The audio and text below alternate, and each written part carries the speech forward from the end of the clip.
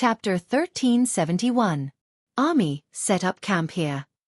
It was still Beta Persei's loud voice that reverberated through the air.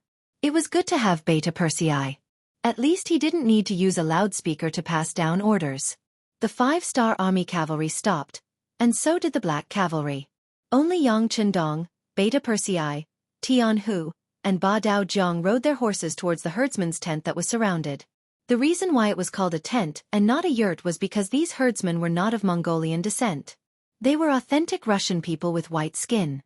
Among the crowd, other than Yang Qindong, it was the first time the other three had seen authentic Caucasians. They couldn't help but look at them curiously. However, Yang Qindong's expression was calm. He rode to the outermost periphery and looked at the 20 or so young men and asked, "Hello, can you speak Chinese?" Of course, this sentence was spoken in Russian. In his previous life, although Yang Qindong entered the military very early and didn't have the opportunity to further his studies in university, he was very familiar with the languages and cultures of various countries.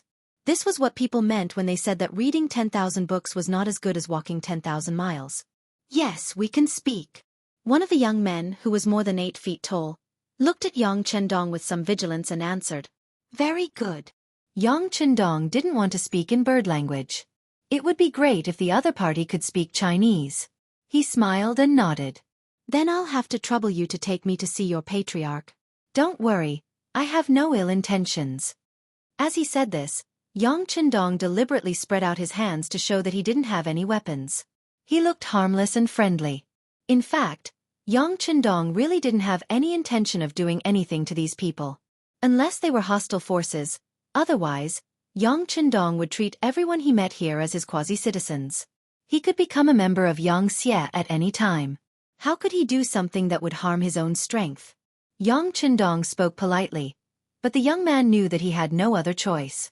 Seeing that the other party had over 10,000 cavalrymen, they didn't even need to lift a finger to deal with the 20 of them. All they needed to do was to spit at them. However, they didn't take action immediately. Instead, they wanted to settle the problem peacefully. This was already giving them a lot of face. "Please." Knowing that he had no other choice, the young man nodded in the end. He then turned around and led Yang Qindong back to the tribe's tent.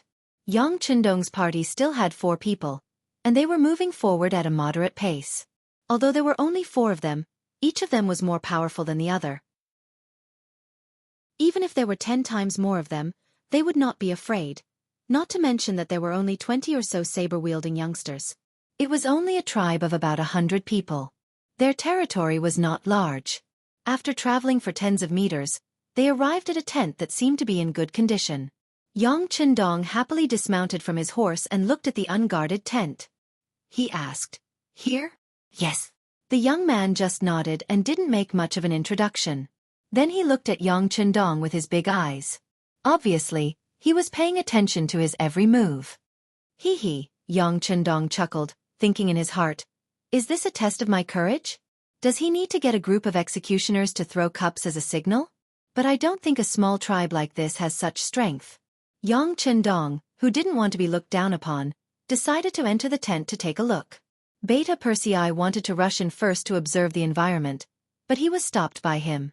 The 5-star army suddenly appeared here, so it was impossible for the other party to set up an ambush. And even if there was, with his strength as a grandmaster, why would he be afraid? Under the slightly scrutinizing gaze of the white man, Yang Qindong casually lifted the curtain and walked in empty-handed. Just this boldness alone made the white man nod involuntarily. In his heart, his impression of Yang Qindong increased by a lot. He lifted the curtain and entered the tent. The first thing that caught his eye was a warm breath. With just a quick glance, Yang Qindong calculated that there were at least 30 people in the tent. Among them, women and children were the most, and the elderly were the least. Among them, the old man sitting in the middle of the tent stood out even more. Unlike the other people in the tent, when the other people's faces were filled with fear, the old man in the tent was calmly looking at Yang Qindong. Yang Qindong was also looking at the old man. He had a feeling that this old man must have a story. At least, he should have seen a lot of life and death situations. Otherwise, he wouldn't be so calm. Both sides were looking at each other, but no one spoke first. After about 10 breaths of time, Beta Persei finally couldn't help but shout outside the tent, Young master, are you okay? I'm fine. Go get some food and drink and send it in. Yang Chendong said without turning his head. Then he strode towards the old man and said with a smile on his face, "How should I address you, sir?" The old man had never seen such a calm and collected person entering the tent alone in his entire life. Unconsciously, he put away a short knife hidden in his sleeve and forced a smile on his face. "I'm Jirovsky, the chief of these people. How should I address you, sir?" Yang Chendong could indeed be called a distinguished guest. Just the golden robe on his body was not ordinary. It was dazzling. So it's the chief of a tribe. Sorry for the disrespect. My name is Yang Chendong, and the people on the grassland also call me Tian Khan. Yang Chendong chuckled and strode to the old man's side. Then, he casually sat down cross-legged.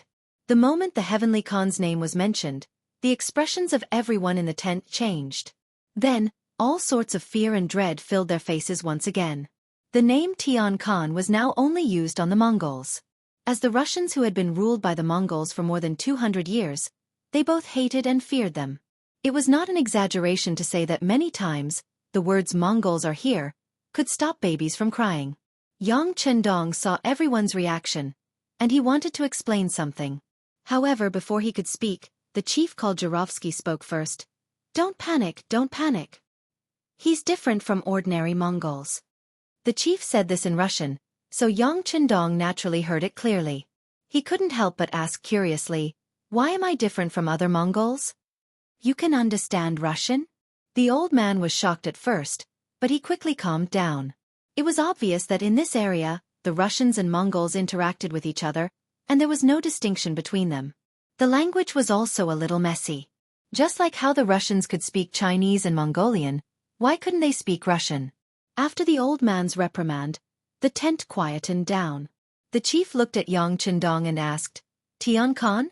Forgive this old man for being slow, but it seems that other than the noble Genghis Khan, no one else dares to use this name." "That's right." Yang Chendong smiled and nodded. He did not expect the chieftain to be so knowledgeable. However, there was one thing he had to correct. "I am not a Mongol. I am a Han Chinese. The title, Heavenly Khan, is a form of respect for me." "You're not a Mongol? You're a Han?" Jirovsky's face flashed with surprise for the first time. Then, he thought of something and asked, "But what's the relationship between the Tian Khan and the Han people in the Far East?" He didn't expect the old man to know about the Han people in the Far East. Yang Chendong was also interested. "You know about them?" "That's right. We're together." When he heard Yang Chendong admit it, the chief's expression relaxed a little. He then said, "I've been to the Far East before. I even moved stones there and helped build the city. I even received some wages. The Han people there are not bad." "Wages? Not bad?" Yang Chendong didn't understand this information. Since the old man had been to the Far East, why didn't he live there? This was much better than wandering around. With doubts in his heart, Yang Chendong asked, "I didn't expect the chief to have helped there. But what's your impression of the place?" "Impression?" The chief seemed to recall and said, "It's not bad. At least they don't discriminate against us Russians. We're paid well. Although it's not as much as the Han people, it's still not bad. The city is very grand, but they don't allow us to live there. It's a pity. They don't allow you to live there." It was the first time Yang Chendong heard about this. He couldn't help but tremble.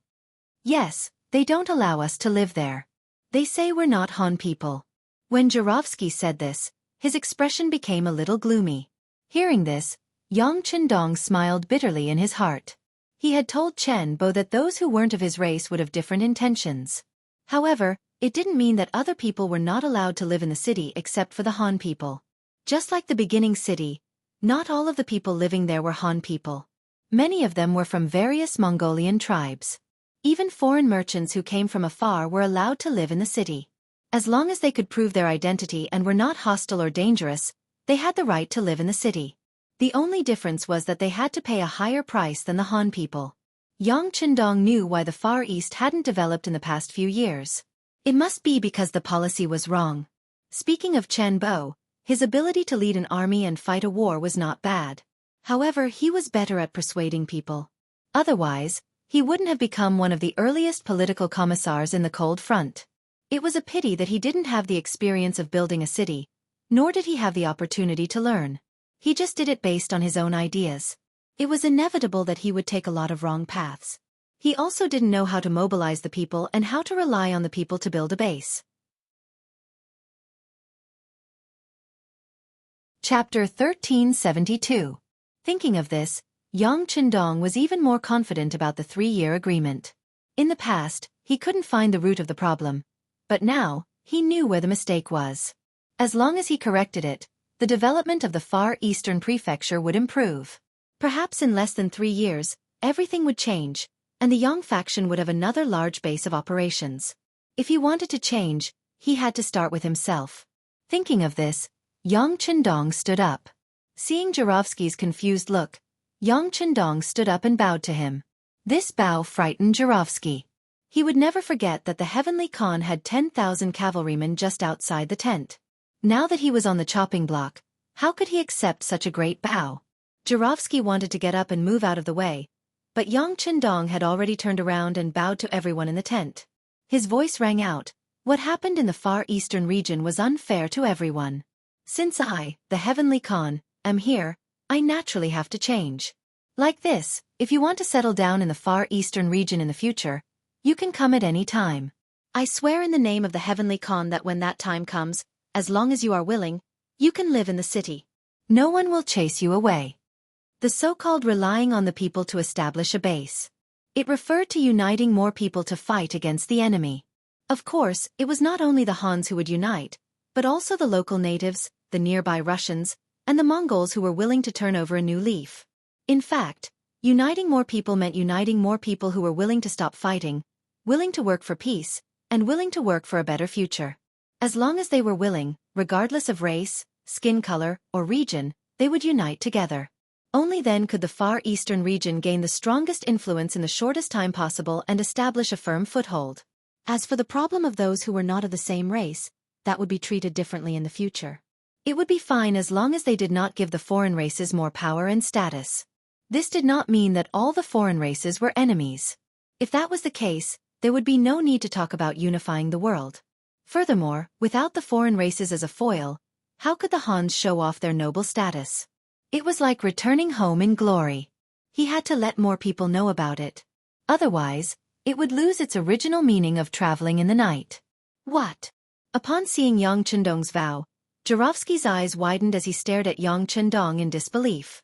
In addition to shock, there was also doubt in his eyes. Yang Qindong looked like he was in his 30s, and because his martial realm had reached the Grandmaster realm, he looked even younger. Could such a young man really do what he said? Most importantly, he didn't have the final say. Yang Qindong seemed to have noticed the doubt in the other party's eyes.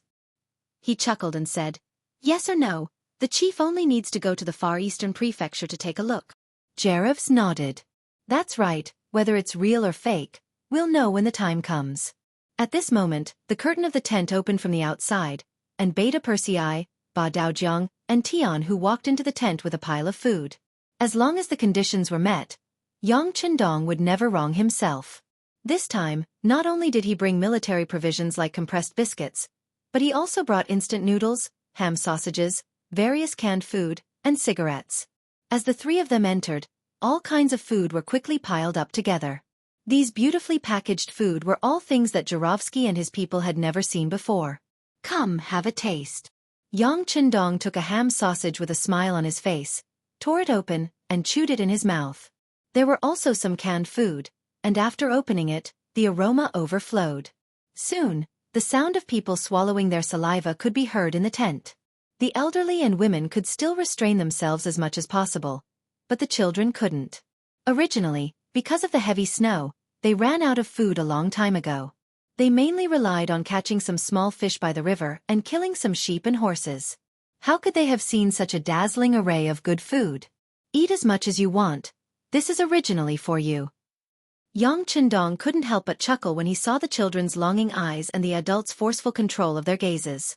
However, the children didn't move. Although some of them were already drooling, they still controlled themselves and only looked at Chief Jirovsky. "Let's eat. Jirovsky said after a slight hesitation. Although he didn't know why the heavenly Khan was so good to him, since the food was already in front of him, it would be a waste if he didn't eat it. Even if there was danger, he could die with a full stomach, right? After receiving permission, the children rushed towards the pile of food until their hands could no longer carry anything else. Then, they hurriedly returned to their mother's side. What followed was the sound of wolfing down the food. At this moment, even people who didn't have an appetite would feel hungry after seeing the children's performance. With food as a bridge, Yang Qindong quickly became friends with Jirovsky and the others. After 2 crude cigars were lit and placed in their mouths, Jirovsky no longer had any guard against Yang Qindong. Yang Qindong smiled. The first step was to remove their guard, and the second step was to strengthen their relationship. The next step was to integrate everyone and become one of them. Yang Qindong naturally had his own way of doing this. Simply put, it was nothing more than bait. Humans die for wealth, and birds die for food. After a person filled their stomach, the next thing to consider was how to obtain more wealth so that they wouldn't starve anymore. Yang Qindong, who was very clear about the hearts of these herdsmen, used his trump card, silver. When Yang Qindong explained to Jirovsky that in the future, people other than the Han people would be allowed to live in the Far Eastern region, and not only that, as long as they acknowledged and returned to the Far Eastern region, they would be able to obtain an identity certificate, be allocated farmland, have a job, and have their own house. Jirovsky's eyes lit up when he heard this. Because of the geographical climate, the Far Eastern region was indeed vast and sparsely populated. However, this didn't mean that there were no people here. It was just that the place was too big and there were too many people, so it didn't attract much attention. However, if one were to count carefully, the population here would be at least a few 100,000, or even more. There were countless mountains, forests, and lakes here. There were wild beasts in the mountains and fresh fish in the lakes. These were all things that could fill one's stomach. Compared to the grassland, which only had green grass, it was many times better. Thus, this place had always been very attractive. The reason why people didn't come here was because the winter was too cold and there was no guarantee of safety. However, if they had a place like the Far Eastern region, they would have their own house. Winter wouldn't be so cold, and there would be more guarantee of safety. Thus, how could such a place not be attractive? After hearing Yang Qindong's words, Jirovsky nodded solemnly. Thank you, Khan Tian. Don't worry, I will do my best to tell this good news to the other tribes. Yang Qindong was in a good mood after persuading Jirovsky without much effort. Then, he casually asked if anything special had happened in this place recently. This was just a casual question. Yang Qindong didn't think that Jirovsky would know anything. After all, they still didn't know that there was a mutiny in the Far Eastern region. Naturally, they wouldn't know too much about the outside world. What was unexpected was that this was just a casual question, but he actually managed to get some information out of it. Jirovsky actually said something strange. Heavenly Khan, it's not far from here by the Amuga River. Our tribesmen accidentally saw a group of Mongolian cavalry stationed there. Mongol cavalry? When he heard this, Yang Qindong's eyes lit up. He immediately asked, how many people? A few hundred. You can ask Nikolaev for the specifics. He was the one who saw it. After saying this, Jirovsky said something to a woman beside him. The woman nodded and left. Not long after, Nikolaev walked into the tent. Nikolaev was the leader of the young people who blocked the 5-star army. However, when he saw Yang Qindong this time, there was no longer any hostility in his eyes. Instead, there was only gratitude. He was oppressed and ruled by the Mongols since he was born. He lived like an ordinary person. Nikolaev's biggest wish was to be able to eat a full meal. Later, he slowly grew up, but this small wish was never fulfilled. After marrying and having children with his wife, who was also of the lower class, he placed this wish on his son. He only hoped that one day, his son would be able to eat a full meal. Then, even if he died, he would be able to close his eyes. Today, this wish was finally fulfilled. Just now, he saw his only son eat a lot of food until he couldn't eat anymore. When he was about to vomit, he cried. Ever since he was young, no matter what difficulties he encountered, even if he didn't eat for a few days, he had never cried. He still used all his strength to fight against fate. However, when he saw his son eat a full meal and his stomach bulge, he finally couldn't control his tears. He felt that his life was worth it. His wish was fulfilled. It was all thanks to Yang Chendong. Now that his benefactor had something to ask him, he naturally didn't hide anything. He told Yang Chendong about how he saw a group of Mongol cavalry a few days ago when he wanted to make something for his son to eat.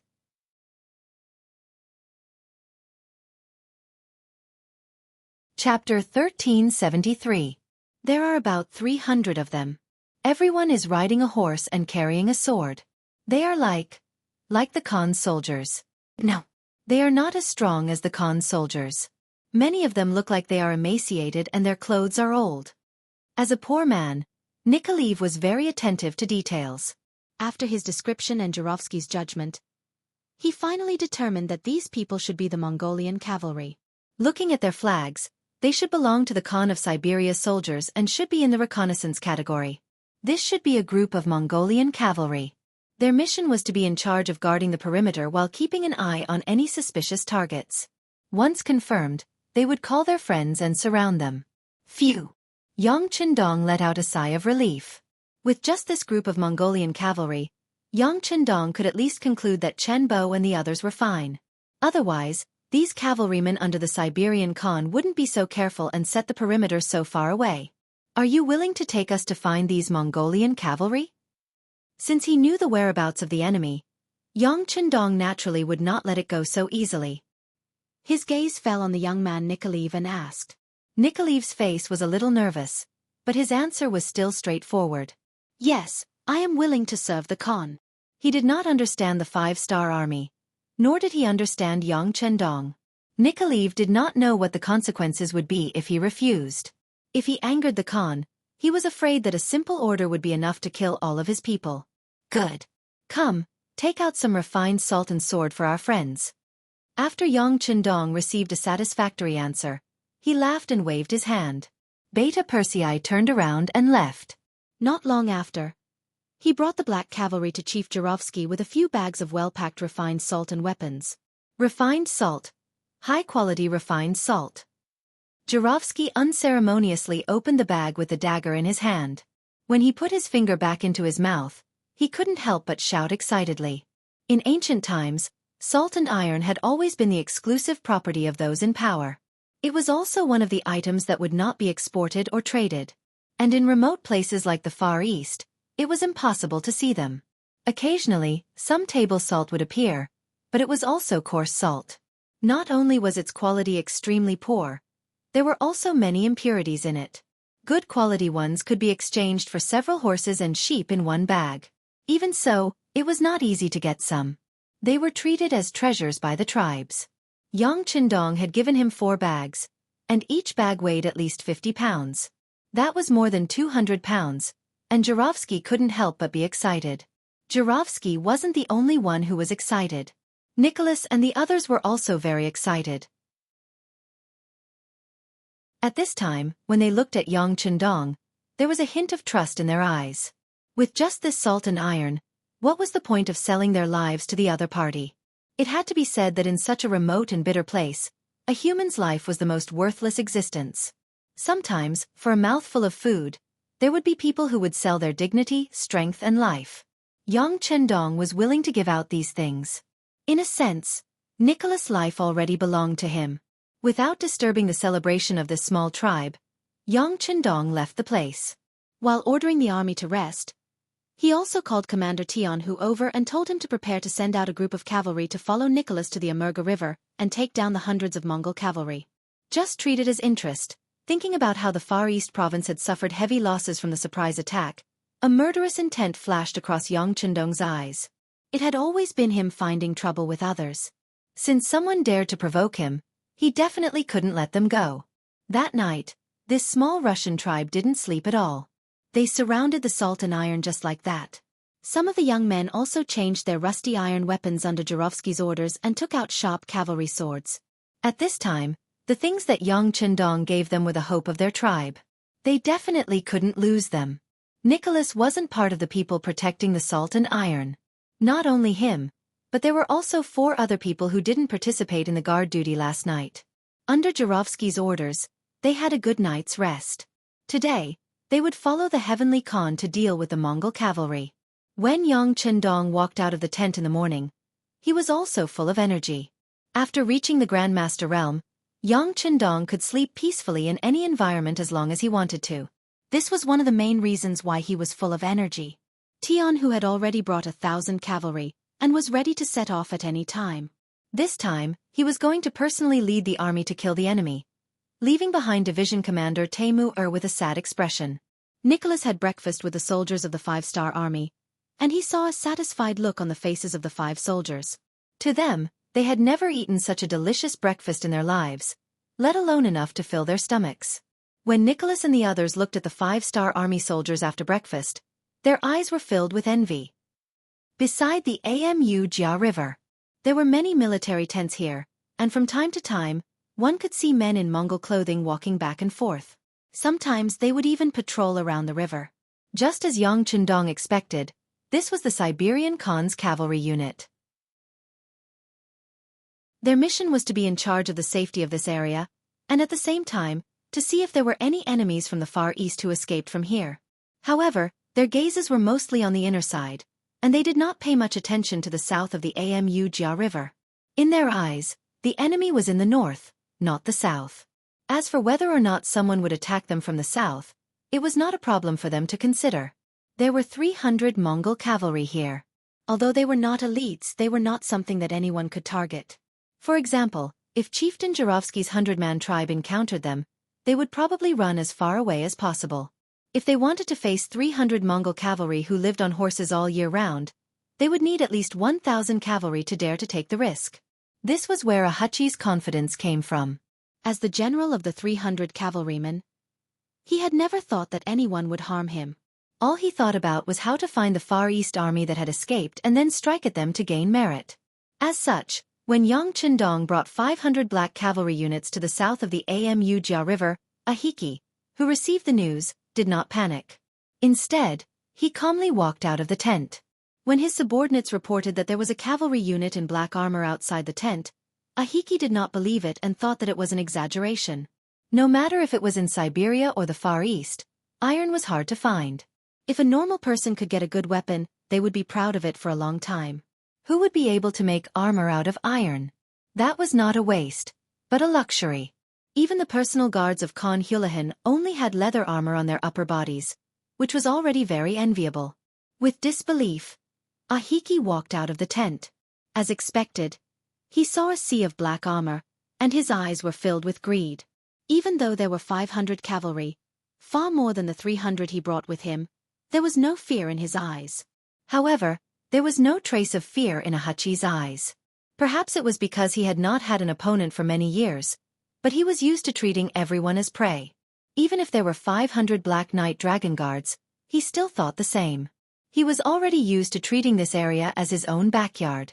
Ahiki did not think that there was anyone he could not defeat.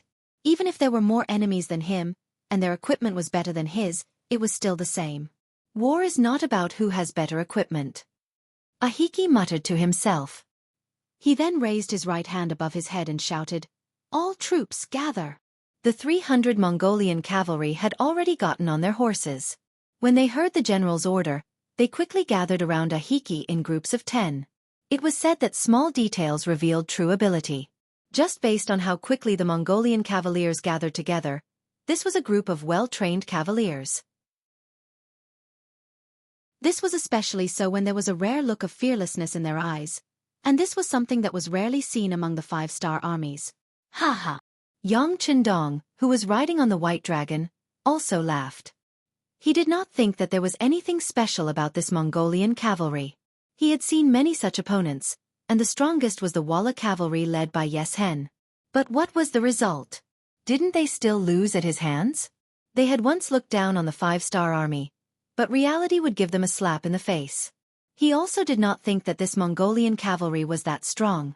Young Master Yang Heir, who had been following Wang Chong from the side, had an excited expression on his face. It was rare for him to encounter an opponent who did not run away. Although there were only 300 of them, they had successfully aroused Yang Heir's fighting spirit. I'll give you 100 long way. Go. Yang Chendong said casually as if he was talking about something very normal. The black cavalry moved out. Under Beta Persei's lead and Ba Daozhong's support, a group of 102 cavalry jumped over the Amerga River and headed straight for their target. Nicholas and the other 4 also wanted to urge their horses forward, but they were stopped by Cho Wu, who was standing at the side. This made the 5 of them puzzled. Did they not need to fight?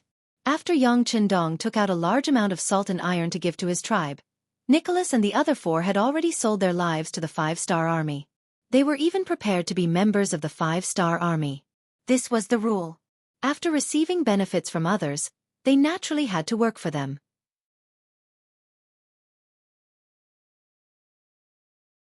Chapter 1374. The 5 of them were even prepared to die in battle. However, when Qiu Vi stopped them, the 5 of them realized that the 5-star army was different from other armies. They did not need them to risk their lives. Could it be that they were really helping their tribe for free? The other 4 people were led by Nikoliv. After being stopped, their gazes naturally fell on him. Let's wait and see. Nikoliv, who was also at a loss, could only say this. At the same time, he looked at the battlefield. He could not understand why the 5-star army only sent out 100 cavalry even though they had more people. What was the reason for this? Very quickly, Nikoliv had an answer. Everything that happened on the battlefield told him that there was only one reason why the 5-star army only sent out 100 cavalry. These Mongol cavalry were not worth sending out more cavalry. The black cavalry leaped over the river and the distance between the 2 sides was getting closer and closer. When they were less than 4 li away, Ahachi shouted, 100 cavalry on each side, charge. Ahachi thought that he had seen through the situation, and that the enemy had sent out 100 cavalry to test the waters. This was his chance. He only needed to kill these 100 cavalry as quickly as possible, and take advantage of the fact that the enemy had not reacted to the situation to kill them. Then, the situation would be settled. When he thought about how the enemy's black armor would increase his army's combat strength by at least 50%, he began to laugh maniacally. It was truly a blessing from the gods that such a good preparation was placed in front of him. There was no reason for him not to accept it. On the battlefield, the 200 Mongol cavalry shouted and made all sorts of noises. They spread out and surrounded the 100 black cavalry. Although there were only 200 of them because their formation was too spread out, it actually gave off a strong momentum. They either went towards the left wing or the right wing. Some even went towards the middle. The sabers in their hands continuously spun as they prepared to strike. On the other hand, the 100 black cavalry soldiers also spread out. With Beta Persei, Ba Daozhong Pangyu, and the others at the tip of the arrows, they formed groups of around a dozen people, and they tore through the air like arrows that left their bows. They headed straight for Ahachi, who was protected by 100 Mongolian cavaliers. It was as if no matter where the wind blew, he would just go all the way. Fire! Fire! Ahachi's face revealed a trace of panic when he saw that the incoming enemy did not care about being surrounded and instead went straight for the root of the problem. Although there were only 100 of them, for some reason, they gave him a great sense of pressure. It was like being stared at by a wild beast on a grassland. With a command, the 100 cavalrymen beside him quickly took out their strong bows, knocked their arrows and began to shoot. Whoosh whoosh whoosh. Arrows pierced through the air unceasingly, their target being the 100 black cavalry soldiers who were charging straight at them. At the same time, a large number of Mongolian cavaliers also surged in from the left and right of the black cavalry. It was not an exaggeration to say that there was an ambush from all sides. At that moment, the black cavalry had already met with dozens of Mongolian cavaliers in front of them. Their black clothes and black armor allowed them to ignore normal arrows. At that moment, they only needed to swing their swords and kill the enemies who were charging at them. Clang clang clang. The Black Knight Dragon Guards did not show any signs of slowing down, nor did they make any movements to dodge. They allowed the arrows to hit their bodies, and the sound of metal clashing could be heard. Then, the sabers in their hands clashed with the sabers of the Mongolian cavalry in front of them. Then, an unbelievable scene appeared. The Mongolian cavaliers who were riding on their horses with ferocious expressions were stunned on the spot. It was as if their acupoints had been sealed. They did not move at all and allowed the black cavalry soldiers beside them to jump past them as if they did not know what was going on. This scene shocked Nikoliv, who was watching the battle. This scene shocked Ahachi, who was commanding the battle. This scene shocked the Mongolian cavaliers who were flanking them from the left and right. A scene that should not have happened on the battlefield happened just like that. But everyone knew that swords and sabers had no eyes on the battlefield. Often, the outcome of a battle could be decided in an instant. There was absolutely no room for the slightest bit of absent-mindedness or carelessness because it often meant that one was already walking together with the god of death. But now, it was not just one Mongolian cavalier, but dozens of Mongolian cavaliers who were standing there. It was as if a spell had been cast on them and they did not move at all. This scene was so real that it caused everyone who saw it to have a big question in their hearts. They could not help but ask in their hearts, "What is going on? What is going on now?" While most people were still confused, Beta Persei led the Black Cavalry and did not stop charging forward. They continued to charge forward bravely and soon, they reached Ahachi's camp and stood in front of the Mongolian general. Kill! Ahachi was also puzzled as to why his cavaliers did not move. However, with the enemy before them, he could not care so much. He clamped his legs on his horse and rode forward with his saber raised. Dang, dang, dang. When the two sides came into contact, they exchanged 3 saber blows in an extremely short period of time. Only the most elite cavaliers could achieve such a speed. Only the veterans who were one with their horses could do it so skillfully. The Black Cavalry slashed 3 times in a short period of time. Ahachi and the others who were passively defending also blocked 3 saber blows. A huge force traveled down the saber to their arms, causing the arms of the 100 Mongolian cavaliers to tremble uncontrollably. Shock rose in their hearts. Not only was the speed of their opponent's saber extremely fast, the strength was also extraordinary. He was definitely a tough opponent. Before the shock in their hearts could completely disappear, an even more shocking scene appeared. After blocking the 3 slashes, they were shocked to find that the sabers in their hands had actually broken into 2. This sudden scene shocked everyone, causing them to be at a loss for what to do. They were completely shocked, just like the dozens of Mongolian riders earlier. Their minds were blank as they sat on their horses, forgetting everything. How could they have known that the Black Cavalry Dragon Guards had already changed their weapons to divine sabers? This was something that Yang Chendong had specially brought out from the military factory in Crimson City. As Xianxia gained more and more iron ore, his forging skills continued to improve. The quality of the sabers also increased greatly. Every new divine saber lived up to its name. Not only were the sabers thinner and lighter than normal sabers, they were also sharper and had reached a state where they could cut through iron like mud. In just 3 saber blows, they were able to cut the enemy's saber in half. This showed how powerful and tough the saber was. Get down from your horses. Beta Persei and the others, who had succeeded in one strike, reined in their horses. Then, they swung their arms and used the backs of their sabers to smack down on the backs of the Mongolian cavaliers who were still standing on their horses with shocked expressions. Under the powerful force, the Mongolian cavaliers who were unable to defend themselves in time fell down from their horses like dumplings. 100 Mongolian cavaliers, including Ahachi, were all captured at the start of the fight. This sudden scene also shocked the Mongolian cavaliers who were charging over from both sides. In their eyes, Ahachi and the others were captured the moment they came into contact with the Black Cavalry. How did this trick work? They really could not understand it. It was only when the dozens of Mongolian cavaliers who were fighting against the Black Knights and Dragon Guards on the battlefield suddenly shouted and ran in all directions with their broken sabers in hand that the other Mongolian cavaliers noticed that the weapons in their comrades' hands had been broken into 2 at some point in time. They finally figured out what had happened and why their general had been taken captive in a single encounter. The remaining 100 or so Mongolian cavaliers suddenly changed their direction of charge. They no longer fought against the Black Cavalry. Instead, they ran in all directions. A group of cavaliers dressed in black armor and equipped with spirit. They could ignore the arrows fired from afar and also had sabers that could cut through iron like mud. This kind of opponent was not someone they could fight against. Since they could not win, they could only run. They had to report this news to the Khan. Not good, they want to run. Nikolaev instinctively shouted and immediately rode out. The scene that had just happened in front of him had stimulated him greatly. In their eyes, they were invincible and there was nothing they could not win. Wherever they appeared, it was as if a gust of wind had swept through and not a single blade of grass grew. Once any of the Russian tribes met them, they would usually run away before the battle even started. Yet, it was precisely such a powerful existence that was unable to withstand a single blow from the Black Knight Dragon Guards. In just a single exchange, the Black Knight Dragon Guards were defeated. This was simply too unbelievable and unbelievable. After the shock, Nikolaev's eyes were filled with killing intent. The Mongolian cavaliers were defeated.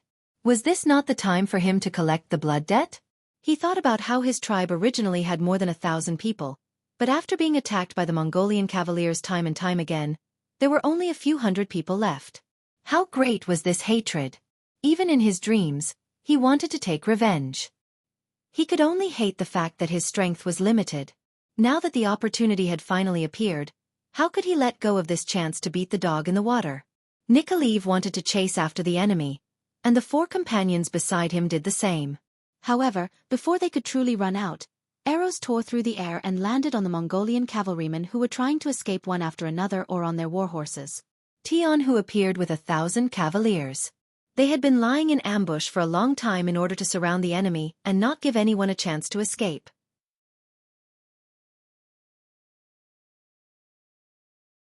Chapter 1375. Jianghu, who was very confident in the Black Cavalry, had been waiting for the moment when they would be defeated and run away. When the opportunity came, he gave the order and the 1,000 cavalrymen under him raised their bows and shot.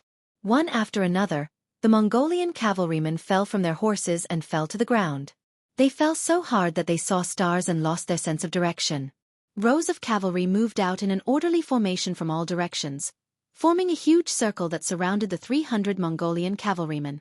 It also made some of the Mongolian cavalrymen who had just climbed up from the ground and wanted to escape despair. Capture them all, kill those who resist. After Jianghu, who was wearing a purple cape, gave the order, the elite cavalrymen under him quickly went forward and restrained the Mongolian cavalrymen who fell to the ground one after another. After 3 Mongolian cavalrymen who wanted to resist with their blades were beheaded and blood splattered 3 feet high, the other Mongolian cavalrymen became obedient. At this moment, all of them had despair in their eyes, and they looked like the commoners who had been surrounded and killed by them.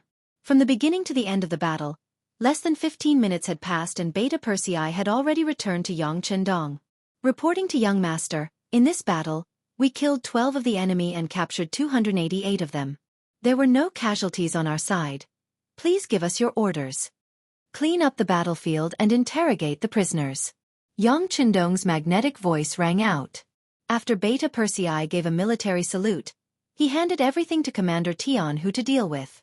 Jianghu, who had been through hundreds of battles, was very familiar with these matters. He quickly came to Aheki and asked about whether there were any more Mongolian cavalrymen nearby. Aheki, who had been beaten silly, had 2 of his fingers mercilessly chopped off by Jianghu. He screamed and said loudly, I'll talk. In less than 10 minutes, Hachi told him that there was another group of Mongol cavalry 100 miles away beside the Lena River. The 6th young master. He told me that there is a group of 2,000 Mongolian cavalry near the Lena River in the northeast.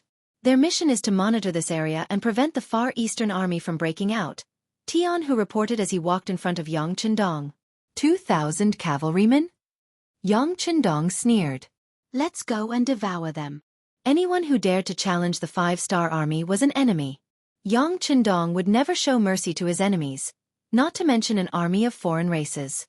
Although there were only 1,500 of them, none of them showed fear when Yangchendong gave the order. From their point of view, it was as if their 1,500 men encircling and eating the 2,000 Mongol cavalry was a matter of course. It was so normal. He left behind a small group of 50 men to watch over Hachi and the other 2 captives. In the blink of an eye, Yangchendong brought the main force and disappeared from the Amuga River. Lena River. The river was flowing from a high point to a low point. Beside this 30 feet wide river, a number of tents had been set up. Many Mongolian soldiers patrolled with their sabers in hand. Piles of firewood were piled up here, and many fully dressed sheep were placed on the piles of firewood. What a lively scene! The sky was about to turn dark, and bonfires were lit. From the tents at the side, many white-skinned women in tattered clothes walked out. Under the illumination of the fire, everyone's face revealed a terrified expression. These women were all captives of the Mongolian cavalrymen, and they were all women from the nearby Russian tribes. Over the past few days, the Mongol cavalry had appeared like locusts and invaded their homes. They killed all the men in their tribe and captured them. Some of them had lost their fathers, Some had lost their husbands, and some had lost their children. Their experiences had caused some of them to feel numb. If not for the fact that they did not have the courage to die, they would have followed in the footsteps of their families. However, although they did not die, they only had a body. Without a soul, without hope, they were just walking corpses. Bring them out and let them dance. If they dance well, they will have food to eat. Ha ha ha. A middle-aged man dressed in Mongolian armor laughed out loud. He was the general of the 2,000 Mongolian soldiers, Nanlidi. Ever since he had followed Hulahan from Siberia to the Far East region, he had been living a blissful life every day. In the day, he would lead the cavalrymen to sweep and kill, and at night, he would enjoy the fruits of his labor. Under his small eyes, his gaze carefully swept across the white women. He had already chosen 2 targets who would serve him to sleep tonight. Compared to the life in the Far East region, it was much better than the barren Siberia. There was good wine, beauties, and a Han Chinese army that could be taken as prey at any time. Compared to the Siberia region that they had swept through countless times, this place was simply too rich. Of course, what Nanlidi enjoyed was still a far cry from what Khan Hurahan and General Akmu enjoyed. The other party had taken over the Far Eastern region's capital, Al City. There were hundreds of thousands of people from various races there, and the wealth and beauties were uncountable. Although he was envious in his heart, Nanlidi could only sigh. He knew that his experience was still shallow, and some good things would not be his turn. However, it was not that he did not have any hope. For example, if he could find the hiding place of the Far Eastern Army, it would be a great achievement. It was said that the Far East Army's provisions were hidden in a very secretive place, and only the governor knew where it was. Once he found this person, the merit he would receive would be enough to qualify him to go to All City. At that time, his treatment would undergo an earth-shattering change. Tomorrow we will send people to search nearby, and expand the search area. However, for now, of course we have to enjoy it. Haha, come on, let them dance. Nanlidi, who was full of expectations for tomorrow, seemed to be filled with yearning and hope. His entire mood seemed to have become even more excited at this moment. The general gave the order, and the women who were chased out of the house were thrown into the inner circle, and under the light of the bonfire, they started to dance the Russian folk dance. Outside, countless Mongolian cavalrymen drank the horse milk wine, ate the whole roasted lamb, and laughed with saliva dripping from their mouths. Some of their gazes were filled with lust when they looked at the scene, as if they were evil children on the grasslands staring at white lambs. The women felt their hearts palpitating, and some of the more timid ones started to cry. They could already imagine what kind of fate would befall them when night fell. Thinking about how they would soon become the bedding of these evil wolf-like people, some of them could not help but start to sob. Everyone would be afraid, and now, the Russian women were not only afraid, they had already started to feel fear. This caused their dance to become messy, and it immediately attracted the scolding of some of the Mongolian soldiers. The more nervous one was, the easier it was for them to make mistakes. Finally, one of the girls lost her composure. Especially when she was too direct with the gaze of a Mongolian soldier, she accidentally sprained her ankle and fell to the ground. Bastard, you can't even dance properly. What's the use of having you? One of the closest Mongolian soldiers pulled out the scimitar at his waist and walked towards the woman with a ferocious gaze. His body was filled with killing intent, and his gaze was filled with rage. He wanted to kill one as an example, and let all the Russian women know that in front of the brave Mongolian soldiers, they could only listen obediently. Otherwise, only death would await them. The Mongolian soldier stood up, and the Russian women cried out in shock. They hugged each other, but they threw the woman on the ground to the side. In times of danger, the selfish side of humans was fully displayed. Although they were all prey, no one had any intention of standing up for the woman. It was better to live than to die, and this was a truth that could be easily displayed in many ways. All of the girls were trembling in fear, causing the other Mongol soldiers to laugh out loud. They loved to see their prey in fear, and it was as if that was the only way to show off their strength. The Mongolian soldier who stood up had already pulled out the scimitar on his body, and in a few steps, he arrived in front of the Russian woman on the ground. What he saw was a pleading, pitiful, and helpless gaze. However, at this moment, it was as if he did not see it. In these few days, he had already killed 2 Russians, and he was no longer afraid of killing. On the contrary, he could even feel a trace of pleasure from it. Sometimes, Killing could be addictive, especially when the prey did not dare to resist, and was at his mercy. That kind of feeling was indescribably wonderful. The Mongolian soldier raised the scimitar in his hand, and his face was filled with smiles.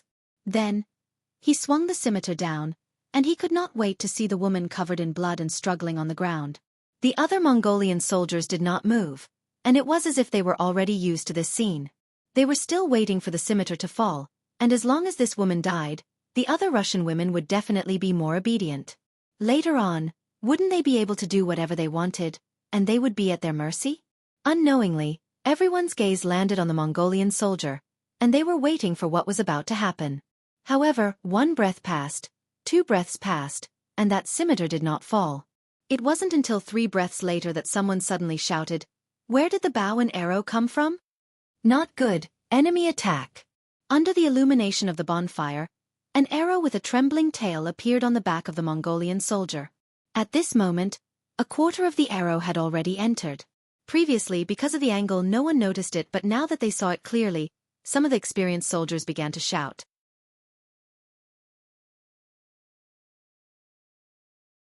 Chapter 1376. It was also with this shout that the ground rumbled. It was as if 1,000,000 drums were beating in the hearts of those who heard it, causing many people to be surprised at the first moment. Any veteran who had been on the battlefield could tell that this was the sound of horses galloping on the ground. From the sound of it, there should be a large number of cavalrymen. Get on your horses, pick up your weapons and follow this general to kill. Nanliti also threw the wineskin in his hand to the ground at the first moment, and then he started to make a fuss. He had not heard that the Khan was going to send troops to help him. Furthermore, one of his brothers had already been shot by an arrow. Even if he used his toes to think, he should know that the enemy was not a friend. However, he did not panic. The only enemies in the vicinity were a few scattered Russian tribes. They were few in number and did not have enough horses and weapons. They were not a threat to them. As long as they could withstand the initial attack, it would be time for them to counterattack. As expected of well-trained elite soldiers, under the command of their general, the drunken Mongolian soldiers seemed to have changed. They were all in high spirits as they found their horses and pulled out their scimitars. They looked as if they were ready to enter the battlefield at any time. Rumble, rumble. The sound got closer and closer. Following that, a group of cavalrymen in black clothes and black armor charged towards the Mongolian camp under the protection of another group of cavalrymen in green military uniforms. While they were still far away, the arrows in their hands were fired from afar. When the arrows landed on the tents, they caused a raging fire. The newcomers were the 200 black cavalry led by Ba Daojiang, the vice-captain of the 1st Battalion of Black Cavalry Dragon Guards, as well as the 600 soldiers of the 1st Cavalry Army led by Jianghu.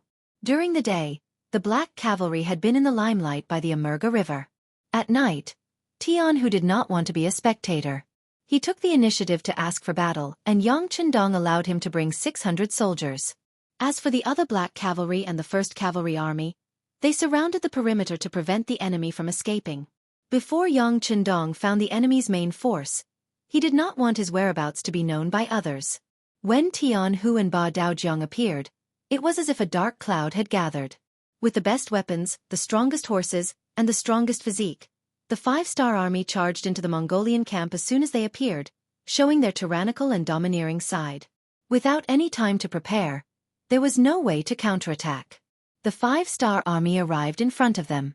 The lit tents and the bonfires on the ground became the guiding lights, illuminating the surroundings and giving the 5-star army directions, allowing them to kill in all directions. One after another, the Mongolian soldiers who had yet to find their horses were hacked to the ground. One after another, the Mongolian soldiers who wanted to counterattack realized that the scimitars in their hands were quickly broken into two, becoming useless objects. One after another, the Mongolian soldiers fell to the ground covered in blood, their bodies trembling uncontrollably. One after another, the Mongolian soldiers watched as the enemy's scimitars slit their necks. They were powerless and helpless. It was as if they had been surrounded by the small Russian tribe. Now they had become the prey, the meat on the fish. Those who resist will be killed without mercy. Those who surrender, throw down your weapons and kneel on the ground and you will live.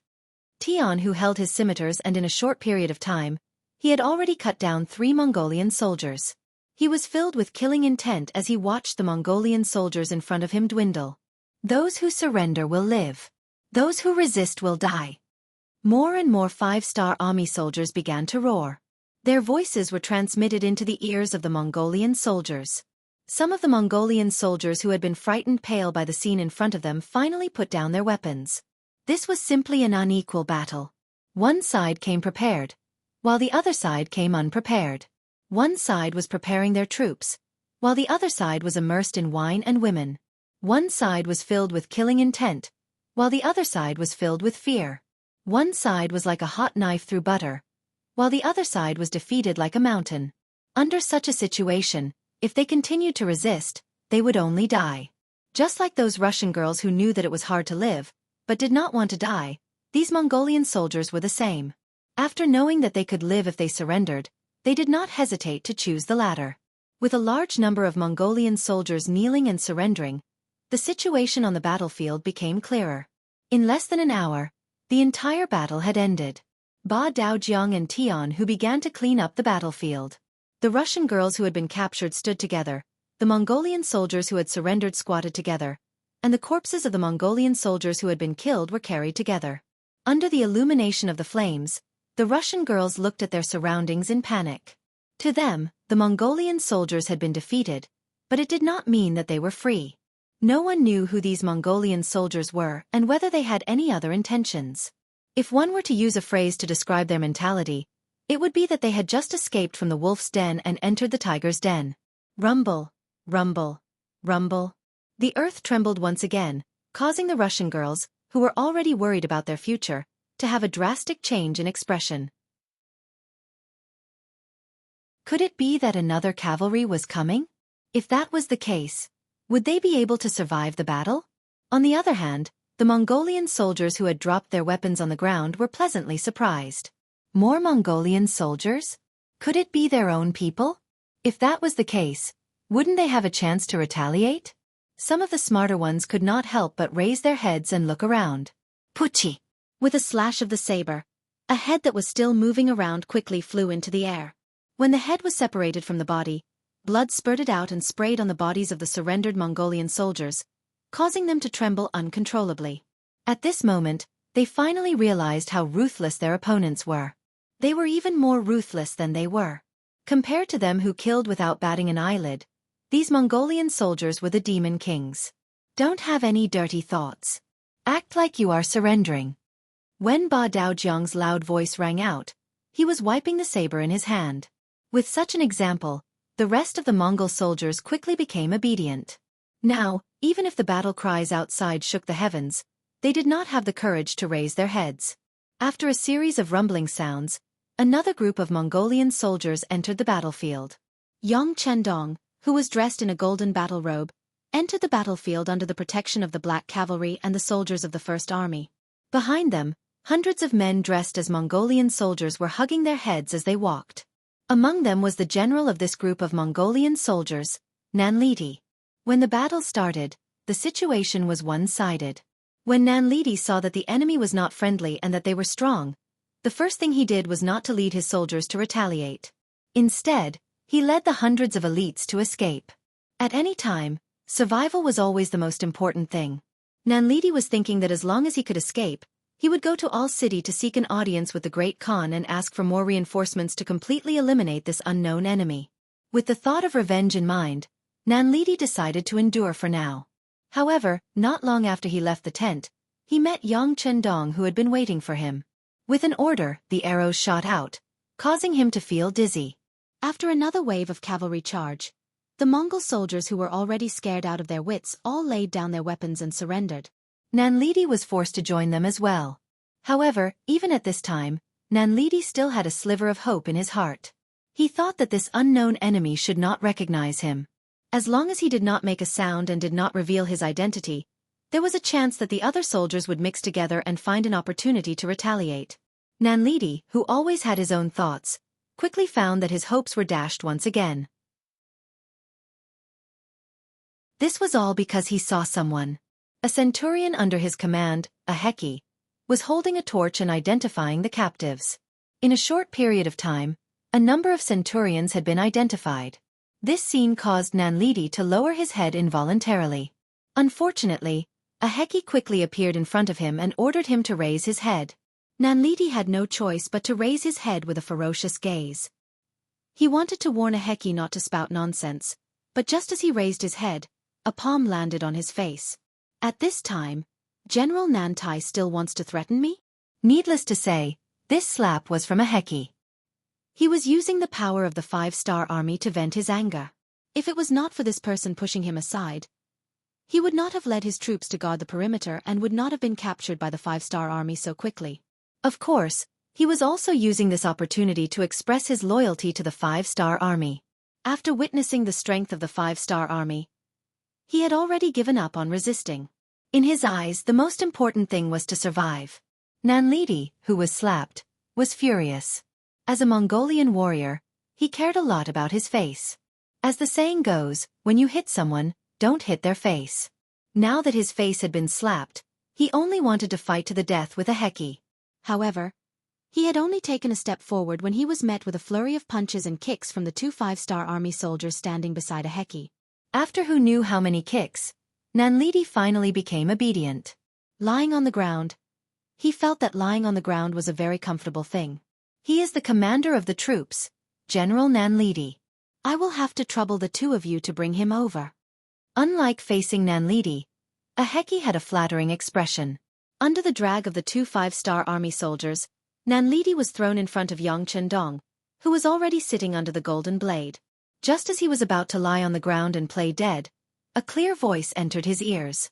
If you don't want to die, kneel properly.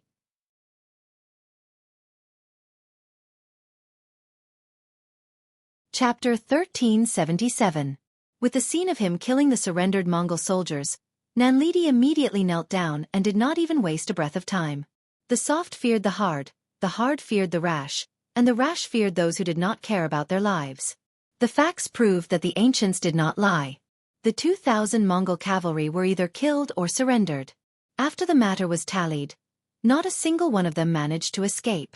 This was because Nanlidi was too careless and did not even send out a single scout. Maybe he thought that he was the king in this world and no one dared to offend him. None of the 2,000 Mongol cavalry managed to escape, and none of the Russian girls managed to escape. The tallied result was that there were close to 400 of them. Among them, there were many women who were close to 50 years old. From this, one could see that the Mongol cavalry were a bunch of country bumpkins who wanted anyone. Along with Yang Chendong's arrival, these Russian girls were naturally released and Nikolaev personally talked to them. Based on Yang Chendong's instructions, if they could find their own tribe, they would be given food and allowed to leave. They would also take the chance to spread the news of the 5-star army's arrival and some policies that would benefit the people. On the other hand, if they had no home to return to, they could follow the 5-star army to All City, which was where the far eastern province was. When they reached there, whether they remarried or started their own tribe, as long as they were willing to work hard for the 5-star army, they would not starve to death. On the contrary, those who worked hard would change and live a better life. At this moment, Nikolaev was filled with absolute respect for Yang Chendong. He personally saw 1,500 5-star army soldiers deal with 2,000 Mongol cavalry like they were chopping vegetables. At this moment, he already had the thought of joining the 5-star army. He placed a lot of importance on the mission that Yang Chendong gave him and wanted to complete it well. They did not rest for the entire night, and Nikolai brought his 4 brothers to talk to almost all the Russian women. After confirming that more than 30 of them could find their own tribe, they gave them food and allowed them to leave. There were still around 350 Russian women left in the camp, and they would be sent along with the 2,000 Mongol cavalrymen who were captured and sent to the city of Arr.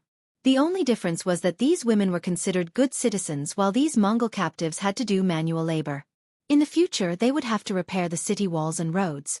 The next morning, Yang Chendong first listened to Nicholas' report. After knowing that Nicholas had completed the task well, he gave him some encouragement. Then, he saw Nanlidi, who had become very obedient after being tortured for a night. Bugnam of Gojoseon, this sinner is willing to take my place. Please don't kill me, don't kill me. A night of torture made Nanlidi understand what was worse than death. At this moment, he did not dare to think about what happened last night. He only wanted to live, even if he had to sacrifice his dignity. Very good. Then immediately follow your agreement and report the appearance of the 5-star Army's reinforcements at the Amerga River.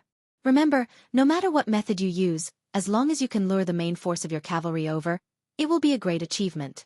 Otherwise, if you can't complete this task, you can prepare to die. No, it will be worse than death. Yang Qindong didn't look at Nanlidi. He didn't have a good impression of such a spineless general. If it wasn't for the fact that he still needed this person, he would have already ordered people to drag him out and behead him. Yang Qindong gave him a chance, and Nanlidi readily agreed. He knew that whether he lived or died, or lived a life worse than death, would depend on the completion of this task. How could he dare to be careless? After he left the tent, he took the initiative to look for a Heki. The 5-star Army would not allow him to leave. Some things could only be done by someone trusted by the Khan. Yang Qindong did not care about what Nanlidi was going to do. He brought the army and retreated towards the Amerga River. When he came, he had already observed that the terrain was very suitable for a large army to fight. He had to set up a trap in advance and wait for the enemy to take the bait. Arching. The place where the capital of the eastern state was located. At this moment, the largest mansion had already become the residence of Abelia Khan Hurahan. It had been more than 3 months since they occupied Arching. This was also the most comfortable winter that Hurahan had ever experienced. In the past, when he was in the Abelia region, when winter came, it would feel like a year. Everywhere was white snow. In some places where there was no wind, the snow was almost 10 feet deep. Even if the cavalry fell into the snow, they would quickly disappear without a trace. In such an environment, no work could be done. Everyone could only stay in their yurts to hide. This was also known as the winter cat. Even if Hurahan was the Khan, it was the same. The only difference was that the yurt he stayed in was bigger. However, this year's winter was completely different. In the far eastern state, although the snow was still falling and the weather was still cold, there were wide streets and hundreds of thousands of people of various races. There were also many goods and food that could not be found in the Abradia region.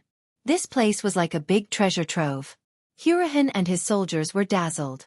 Then came a round of looting. Whether it was food, goods, houses, money or women, they all became the targets of their looting. In order to prevent the people in the city from escaping, Hurahan had also ordered the 4 cities to be sealed off. Without his permission, no one was allowed to leave this place. This made Dal City seem like a large sheep pen, where hundreds of thousands of people were kept as their prey. Hurahan, who had never been so rich, could finally eat his fill. He could wear clean and warm cotton-padded clothes. Every night, when he slept, a different woman would warm his bed. Those days were so beautiful that he would not want to change them even if he was given a fairy's body. After 3 months of such drunken stupor, Hurahan had put on a lot of weight. Not only him, but the cavalry under his command had also become much stronger. After getting used to living a good life, he was afraid that he would go back and live a poor life. So he was troubled. Where was the food in the eastern state? This became a sore point for Hurahan. According to Tang Shang, who had surrendered, there was a batch of relief food in the far eastern region. It was to prevent natural disasters from happening. There were about 1 million dawn of food.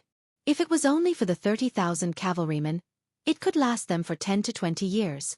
If they could find this food, wouldn't it mean that they would not have to worry about food for the next 20 years? When he heard this news, one could imagine how excited Hurahan was.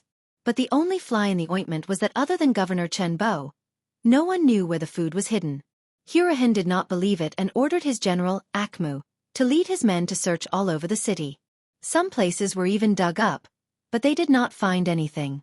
Seeing that the food in the city was getting lesser and lesser, and if this went on, they would have to rob the people of their food, Hurahan began to panic and had no choice but to increase the search for Chen Bo. But Chen Bo seemed to have disappeared into thin air. Not only that, but the other 3 division commanders of the Far Eastern Army had also disappeared. Hurahan did not believe that Chen Bo would leave just like that. According to Tang Shang, he had injured the governor back then, so he would not be able to escape far with his injuries. Moreover, the eastern state was the result of years of hard work by the governor. He would not give up so easily. Find him. If he is alive, I want to see his corpse. Hurahan called General Akmu, the surrendered general, Tang Shang, and the Russian merchant Belinsky, who had provided him with important information. In front of them, He slammed his fist on the table and said sternly, "General Tang, has there been any news from the other spies you arranged in the Far Eastern Army?" The furious Hurahan first looked at Tang Sheng and asked, "No." Tang Sheng shook his head. He didn't understand why none of the spies in the army had sent him any news. Could it be that they had been found? That was impossible. How long had it been? Tang Sheng was puzzled. But Supreme General Akmu didn't care that much. Seeing that the Great Khan was angry and that he wanted to see the corpse, he naturally agreed. He also said that he would immediately send out more scouts and expand the search area to find the remnants of the Far Eastern province. As a surrendered general, Tang Sheng, who had nowhere else to go, also said that he would fully cooperate with General Akmu and search for Chen Bo's possible hiding places to prevent any loopholes. Both of the generals had expressed their stance, which made Hulahan reveal a satisfied expression. Then, his gaze fell on the merchant Belinsky, wanting to see what he had to say. The real reason why Hurahan was able to conquer the Far Eastern state was because of this Belinsky. Belinsky grew up in a white family. Because of his parents' low status, he had never eaten a proper meal before he grew up. At that time, he had vowed that he would change everything through his own efforts. In the future, his children would not have to worry about food anymore. It was said that the children of the poor were able to take charge of the family at an early age. After Belinsky had his ambition, he worked hard for it. Coupled with his talent, he slowly became a true merchant.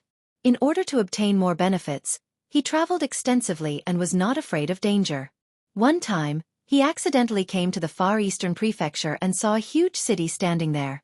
At that time, regardless of whether it was Siberia or the Far Eastern region, they were all undeveloped and deserted. Other than the few cities where the khans were located, one could occasionally see a tribe of 1,000 people. Those could be considered prosperous. However, there were hundreds of thousands of people from various races in Dal City. This shocked Belinsky and made him very excited. Merchants knew that as long as there were people, they could do business. These hundreds of thousands of people were equivalent to hundreds of thousands of customers, which meant that they could earn an uncountable amount of money.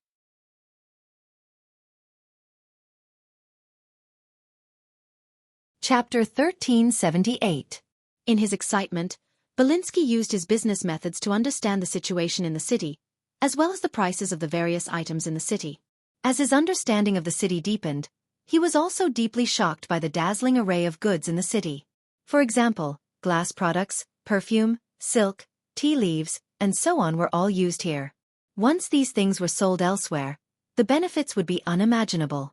In his excitement, Belinsky took out all of his savings to purchase goods in all city. Gradually, he established a relationship with Tang Sheng. Under his intentional roping, the two of them quickly became friends, and he was also able to learn some secrets that no one else knew.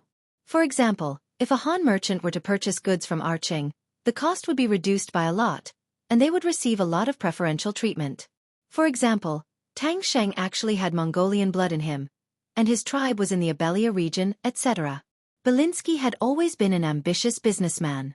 After learning about the situation, he had other ideas. For example, he could drive the Han people out of the Far Eastern region and let him personally control everything. That way, his strength would increase by hundreds or even thousands of times in the shortest amount of time. At that time, he would no longer need to run around doing business. At that time, his descendants would no longer have to worry about not having enough to eat. After the ambitious Belinsky left the Far Eastern region, he came to the Siberia region to look for Khan Hurahan. If he wanted to achieve his goal, he needed a powerful partner, and Hurahan was that person in his heart. Hurahan, who was also ambitious, quickly got together with Belinsky. Then, they took control of Tang Sheng's tribe and used him as a spy to launch a surprise attack. Without any preparation, Chen Bo was injured and fled, and the Far Eastern region changed hands. In fact, Hurahan was able to live a good life now because of the information and help provided by Belinsky. Therefore, in his heart, he still valued this merchant very much. Now, he looked at him and wanted to hear if he had any good opinions. This did not disappoint Hulahan. From the perspective of a merchant, Belinsky made a suggestion. Open the city gates and let the commoners out. At the same time, offer a large reward for information on Chen Bo's whereabouts. No matter who it was, what tribe they were from, or what status they had in the past, as long as they could provide information on Chen Bo's whereabouts, they would be rewarded with 50,000 taels of silver. If you can capture him alive and deliver him to me, you will be rewarded with 100,000 taels of silver. Whether it was 50,000 or 100,000, it was not a small number. If they hadn't conquered Arching, even if they sold Hurahan, they wouldn't have been able to gather so much money. But now, he had already occupied the far eastern state. He had plundered a lot of good things here, but he didn't have time to take away the silver. These mere tens of thousands of silver taels were nothing in his eyes. Great Khan, everyone has a greedy heart. As long as we offer a large enough reward, no one will not be tempted. Once the news spreads, we don't have to worry about Chen Bo not showing up, Belinsky said confidently. This came from his understanding of human nature. In this world, no one didn't like money. All they had to do was provide information and they could get 50,000 taels of silver. They wouldn't be able to finish eating and drinking for the rest of their lives. Who wouldn't be tempted? The so-called loyalty was only because the bargaining chip for betrayal wasn't enough. Now that Belinsky had raised this bargaining chip and was satisfied, anyone with a weak will would know what decision to make. Good, very good. Hu Lihan was overjoyed when he heard that. He just wanted to find Chen Bo and use him to find the 1,000,000 dan of grain. He didn't care about the process. A huge net was set up to find Chen Bo. At this time, Chen Bo didn't know that someone had put a bounty on his head. He didn't even know that Yang Chendong had led the army into the Far East. At this time, he was suffering from a fever in a forest 50 miles east of Arching, enduring a life-and-death crisis. It's still not working. He's still burning, the captain of the guards, Xianxia, said worriedly after removing his hand from Chen Bo's forehead. If it doesn't work, then boil some water. The commander of the 2nd Cavalry Division, Kong He, clenched and unclenched his right fist. He seemed to have made a decision. Tang Sheng's sudden attack had caught Chen Bo off guard. He had been stabbed while running away. Fortunately, the Far Eastern Army had a complete set of traditional Chinese medicine, so a knife wound wasn't fatal. However, Chen Bo hadn't had a good rest. His wound had become infected while he was running, causing him to have a high fever. Although the wound was no longer inflamed, if the fever didn't subside, his life would still be in danger. Scalding one's feet with hot water was a good way to get rid of the fever. Everyone who studied under Yang Shui knew this. However, the problem was that they were in a state of hibernation. They couldn't boil water and smoke to attract attention. If Chen Bo woke up, he would never allow such a thing to happen. However, this was a matter of life and death. When Chen Bo wasn't awake, Commander Kong He took his position and gave this order. Okay, let's be careful. The captain of the guards, Xia Qian, nodded and ordered someone to make the arrangements. He himself didn't leave Chen Bo's side at all times. He even had a short knife with him. Following Tang Sheng's rebellion, it was hard for Xia Qian to trust anyone. Speaking of which, it was precisely because of Tang Sheng's rebellion that Chen Bo became vigilant. He firmly grasped the military power in his hands and gave the order when he was running away. Without his military order and tiger tally, even the 3 commanders couldn't mobilize the soldiers of the Far Eastern Army. As a result, the counterattack couldn't be carried out and the 3 divisions could only find a place to hide. If he wanted to turn the situation around, the first thing he had to do was to wake Chen Bo up. In order to achieve this goal, Xia Qian didn't care whether he would be discovered or not. Since no matter what he did, it would be contradictory. He would just choose the lesser of 2 evils. They naturally didn't lack firewood in the mountains. The only problem was that once they did this, smoke would inevitably be produced. This was a dangerous thing that could easily expose their location. As a result, even though the guards were extremely careful, there was still smoke coming out of the forest. It was spotted by the Mongolian scouts who were searching nearby. However, due to the distance, he couldn't immediately go forward to investigate. After thinking for a moment, he turned his horse around and rushed towards a nearby Mongolian army.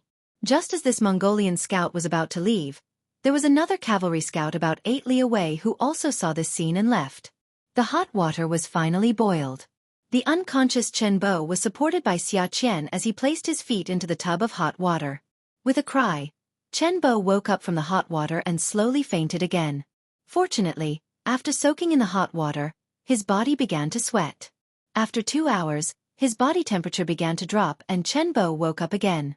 With the fever temporarily gone, Chen Bo's spirit seemed to be much better. With Xia Qian's support, he forced himself to sit up. He first looked at the tub that was still warm and frowned. "You guys started a fire?" "Yes, it was my order." The 2nd Cavalry Division's commander, Kong He, took a step forward and took responsibility. Beside him, Commander Xia Qian also followed up and said, "I also agree." AI.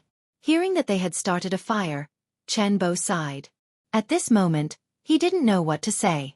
However, since the fire had already started, it was too late to say anything. He could only hope that no one would discover them. "All right, let's not talk about this matter. This place could be exposed at any moment. We need to leave this place immediately and look for another safe place." "Commander, the 2nd Cavalry Division is nearby. Should we gather with them?" Knowing that the commander would make such an arrangement, Division Commander Kong He volunteered. "No." Chen Bo shook his head and said decisively, "We are in danger at any moment. Tang Sheng has rebelled. No one knows if there are any spies in the army. For the safety of the army, we cannot take the initiative to contact anyone." A person couldn't fall in the same place twice. Chen Bo's method was understandable. Although it was a little passive, it was better in terms of safety. After the other 3 divisions went into martial law, it could indeed ensure their safety to the greatest extent. However, this way the military would be in danger. "It's fine. With our guard division, we will protect the general's safety even if we have to risk our lives." As the commander, Xia Qian had a determined expression. Although the guard division had suffered heavy losses on the way out of Alair City, there were less than 200 people left from the original 2,000 people. However, even if there was only one person left, they had to arrange for the general to be sent out. "Good." Hearing Xia Qian's attitude, Chen Bo patted the back of his hand in satisfaction. Then, his face was covered by a layer of worry. "Sigh, it's a pity that our radio is broken and we can't contact the outside world. The situation here can't be spread out in time. I think the 6th young master must be worried sick." Chen Bo temporarily regained consciousness. However, it didn't eliminate the possibility of him having a high fever at any moment. After all, the hot water treatment didn't solve the problem. Without a safe environment to rest, the fever could reappear at any moment. Using this time, the guard division made the decision to move. However, just as everyone was packing up and Chen Bo was being carried onto a military stretcher, a soldier hurriedly came to report that there was a large group of Mongolian cavalry outside the mountain. There were at least 1,000 of them. "They found us so quickly?" Whether it was Kong He or Xia Qian, their faces sank.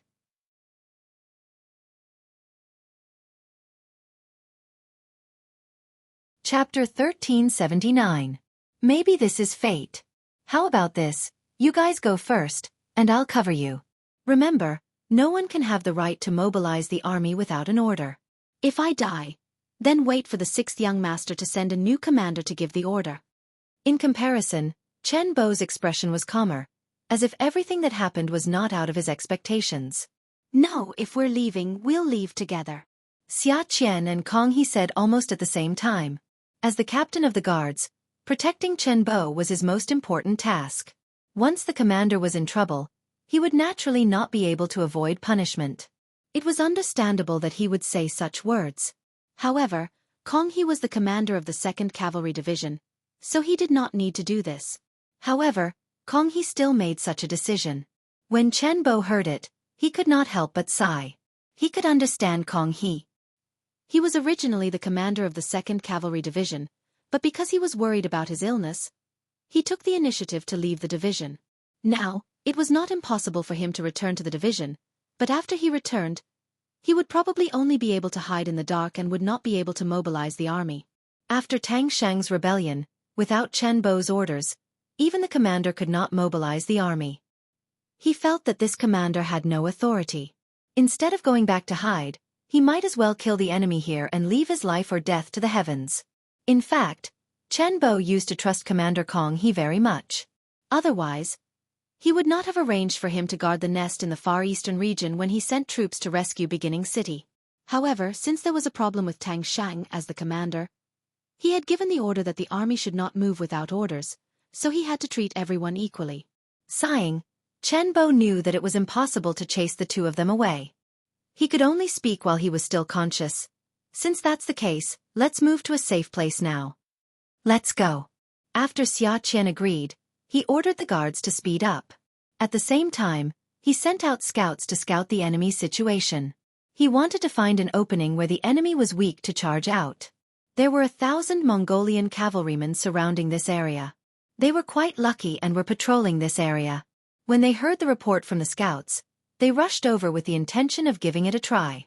Unexpectedly, they really bumped into a big fish.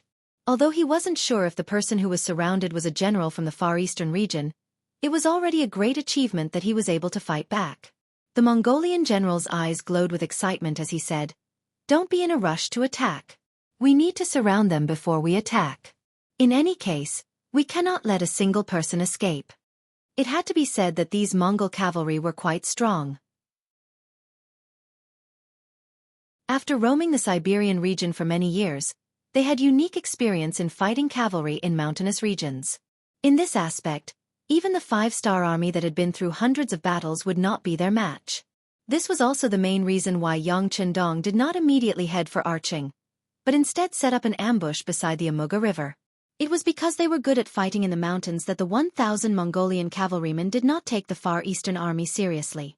In their eyes, the Far Eastern army was just a defeated opponent. Therefore, after the order was given, they did not rush to surround the Far Eastern army. This made Xianxia and the others, who were in the middle of the encirclement, very anxious. They were already prepared to fight back with all their might when the enemy charged at them. They were also prepared to look for a weak point to break out of the encirclement. However, the enemy did not panic and continued to shrink the encirclement. In this way, it would be hard to say if there was a weak point. They are still not in a rush to charge. We have to make the first move. Xianxia was not a stubborn person. Otherwise, he would not have become the captain of the guards. After thinking deeply, he made a decision. He wanted to counterattack first and see if he could disrupt the enemy's formation and find a way to break out of the encirclement. "Let me go. You have to stay behind and ensure the safety of the general. This is the most important thing." Kong He stood up again and made his decision to lead the troops. "No. This is my responsibility as the captain of the guards. How can I let Mr. Kong take the risk?" Xianxia shook his head and said, "What do you mean by taking the risk? Do you think we will be safe if we stay here?" Kong He did not back down. Obviously, the two of them saw the danger in front of them. Instead of sitting here and waiting for death, they might as well charge out and fight the enemy to their heart's content. At least they could kill a few enemies. The two of them were still arguing. Neither of them had the intention to back down. On the outside, the Mongolian cavalrymen were getting closer and closer to them. The encirclement was also shrinking. It looked like the battle would start at any moment. However, they did not know that behind them, there was a group of cavalrymen quickly gathering and closing in on them. They were the vanguard that Yang Chendong sent out. They were the vanguard led by Dai Qua, the former commander of the Far Eastern Army's 1st Cavalry Division. Considering that Dai Qua was familiar with the situation here, Yang Chendong sent him out to see if he could find Chen Bo's position. When the time was right, he would coordinate with him from the inside. Based on his understanding of the military commander, Dai Qua searched a few places but did not find anything. When he once again marked out a region and wanted to continue searching, a scout reported that he saw smoke floating out from the mountains. He immediately brought a group of cavalrymen and rushed over. Considering that the information had not been confirmed and he was not sure if this was the location of the Far Eastern Army, Dai Qua did not increase his speed. He was very careful to avoid being discovered by the Mongolian scouts. It was only when the scout at the front reported that they found many Mongolian cavalrymen outside the mountain, and that they were moving forward, that Dai Qua disregarded everything and rushed over. Since the Mongolian cavalrymen were moving, there must be a target here. Wouldn't their target be the Far Eastern Army that he was looking for? Thinking that he was finally going to find the missing army, Dai Qua was a little excited. He could not help but increase the speed of his army. One side was moving at full speed, while the other side was slowly encircling.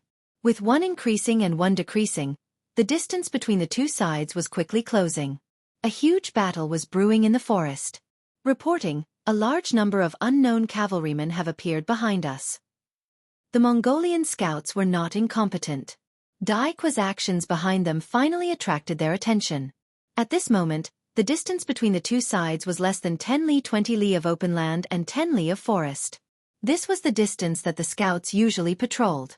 When the Mongolian general Ulu heard the news, he was not worried but happy. Didn't this prove that they had caught a big fish? Otherwise, why would so many enemy cavalrymen appear? Can you see how many people there are? Ulu's voice carried a trace of excitement and agitation as he asked.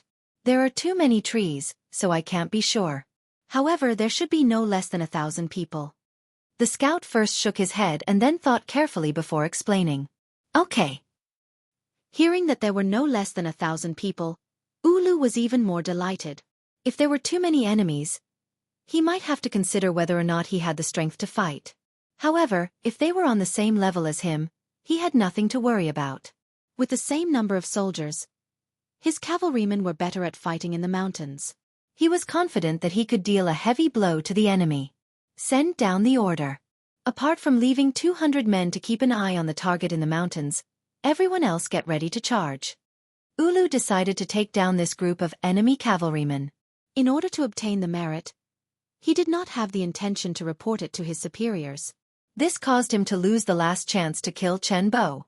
After the 1,000 Mongolian cavalrymen received the order, they continued to advance slowly on the surface, shrinking the encirclement.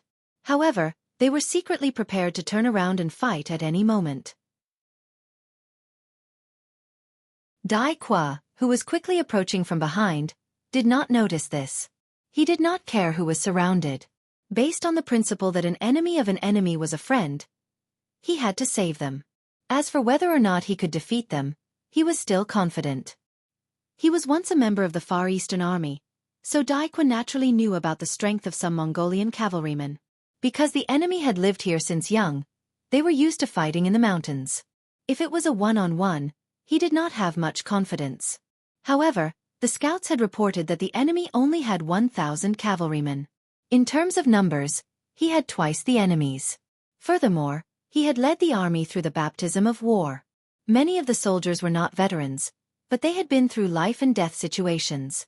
With double the number advantage, he was confident that he could defeat the enemy. Both sides had their own plans, and the distance between them was getting closer and closer. 10 miles, 8 miles, 6 miles. When they were only 3 miles away, they could hear the sound of horse hooves in the forest. The 800 Mongolian cavalrymen who were already prepared started to counterattack. They suddenly turned their horses around. As they ran back, they took out their bows. Charge, kill them all. Dai Qua took the lead and rushed to the front. When he vaguely saw the shadows of many enemies flashing from behind some trees, he didn't hold back and shouted loudly.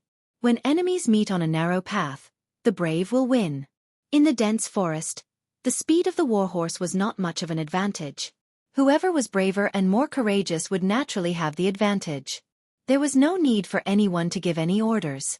When the distance between the two sides was less than an arrow's distance, many bows and arrows were shot from all directions towards the approaching 5-star army's cavalry.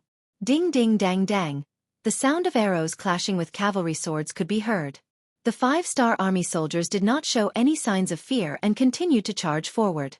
Even though along the way, some of their soldiers were shot off their horses, and some even died from the arrows, this did not stop them from advancing. The 5-star army's rules were very strict. When the general gave the order, even if there was a mountain of blades and a sea of flames in front of them, as long as there was no order to stop, they were not allowed to take a step back.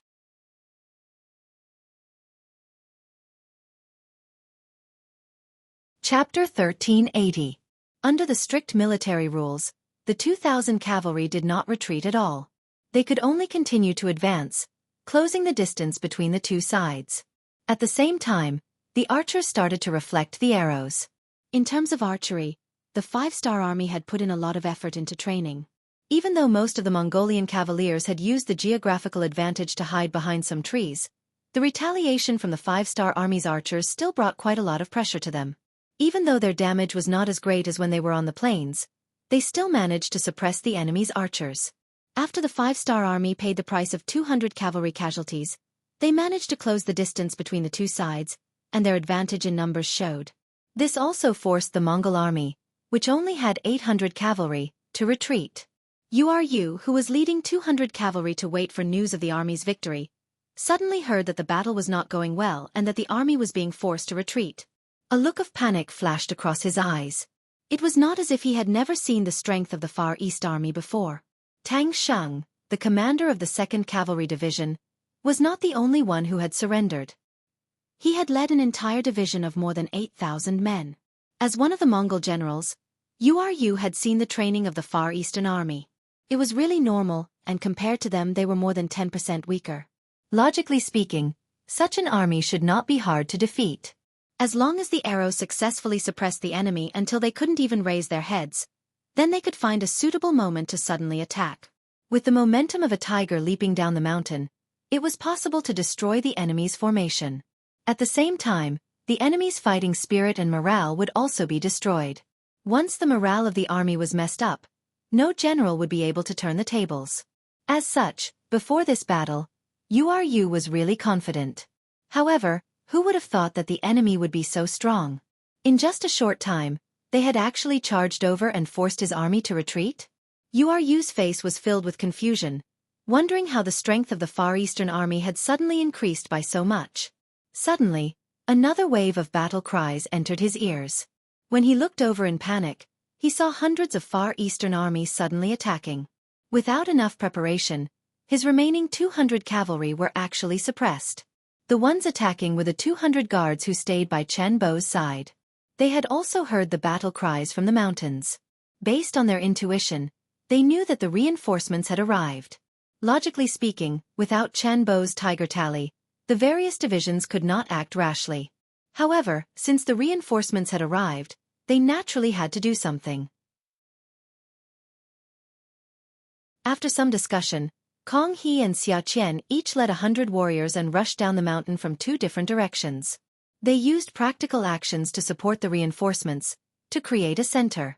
Facing enemies from 2 sides, even though Yu was filled with reluctance, he still decisively gave the order to retreat. He had already thought it through. Since he did not have the appetite to swallow up the Far Eastern Army, he would ask for reinforcements. After all, he was the one who discovered these enemies, so he would definitely get the credit. What he needed to do next was to keep an eye on these targets. The Mongolian cavalry suddenly retreated. However, whether it was Dai Qua, Kong He, or Xiaqian, none of them had any intention of chasing. They tried to get closer, wanting to see the other party's identity. Arching. Before Yu's battle report reached here, Heki appeared first. With the token from General Nanlidi, Heki successfully met General Akmu. Following which, he followed Yang Chendong's instructions and told him about the 5-star army that had come to help the Far Eastern Army. Hearing that the Far Eastern Army's reinforcements had appeared, Akmu did not dare to delay, and quickly brought Heki to meet Khagan Hulahan. Within the Khagan's tent, Hulahan called Belinsky and Tang Sheng over to listen to the report. Along the way, Heki had already memorized Yang Chendong's instructions countless times. After seeing Hulahan, apart from the initial panic, he was able to think clearly and tell him everything. Based on Heki's description, the 5-star army only had 10,000 reinforcements, but the amount of supplies they brought was endless. There was no end to the carriages. While saying this, Heki noticed that both Hulahan and Akmu's eyes were filled with desire. Obviously, they were stimulated by the spoils of war. On the other hand, Belinsky seemed to be in deep thought, but it was hard to tell what he was thinking about. There really are countless carriages? Hulahan did not think too deeply about it. He just wanted to confirm whether Heki's words were true or not. Yes, I dare to use my head as a guarantee. Heki said confidently. Haha, good. Hulahan laughed loudly, then his gaze fell on Tang Sheng and asked, General Tang, you know the most about the 5-star army. Tell me about it. Yes. Tang Sheng cupped his fists and replied, About the 5-star army, this subordinate has come into contact with them once. He had seen them on the grassland when he and Commander Chen Bo were rescuing the beginning city. To be honest, they are very powerful and have a lot of troops. If we were to fight them on the grasslands, I'm afraid we wouldn't be their match. Oh, they're that powerful? Hulahan felt uncomfortable all over when he heard this. After all, the strength of the enemy always made him feel uneasy. Yes, they are very powerful. When the five-star army launched their attack, the hundreds of thousands of cavalrymen of the Wala tribe and the hundreds of thousands of soldiers of the Great Ming dynasty were no match for them. Tang Sheng recalled the scene that had happened in front of him and sighed. He even thought about whether his betrayal of the five-star army was a good thing or a bad thing. However, it was already done, and it was meaningless to dwell on it now. He threw the pressure brought by the five-star army to the back of his mind and continued, "But that's only in an open area, like in a mountain forest. I think they can't even use 30% of their usual strength. In addition, the Far East is vast, with many mountains and lakes, and the roads are difficult to travel. It's not convenient for the army to move, and the transportation of food is also extremely difficult. In comparison, there's nothing to be afraid of." Hulahan was initially shocked by the might of the five-star army, but when he heard Tang Sheng's words, he couldn't help but nod his head and say, "That's right, this is the Far East, not the grasslands. No matter how strong the five-star army is, they won't be able to send their army here. Otherwise, just the rations alone will cause them to fall into chaos. In the end this is our territory. Since they want to extend their tentacles here, we might as well cut them off and let them know who has the final say here." Hulahan, who already had a plan, changed his tone after saying this. He looked at Akmu and said, "Great General, this Khan will give you 10,000 elite troops. Do you have the confidence to defeat the five-star army and bring back all the supplies they brought?" As the great general of the Mongolian army, Akmu was definitely a fierce general. It could be said that he wasn't afraid of anything. When Tang Sheng said that the five-star army was so powerful, he snorted disdainfully.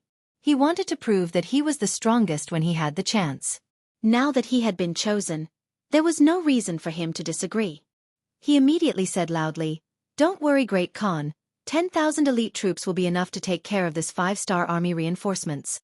"Haha, as expected of a great general. Good, if that's the case. Then this Khan will wait to hear your good news." Hulahan laughed loudly. Clearly, he was in a good mood. "Yes."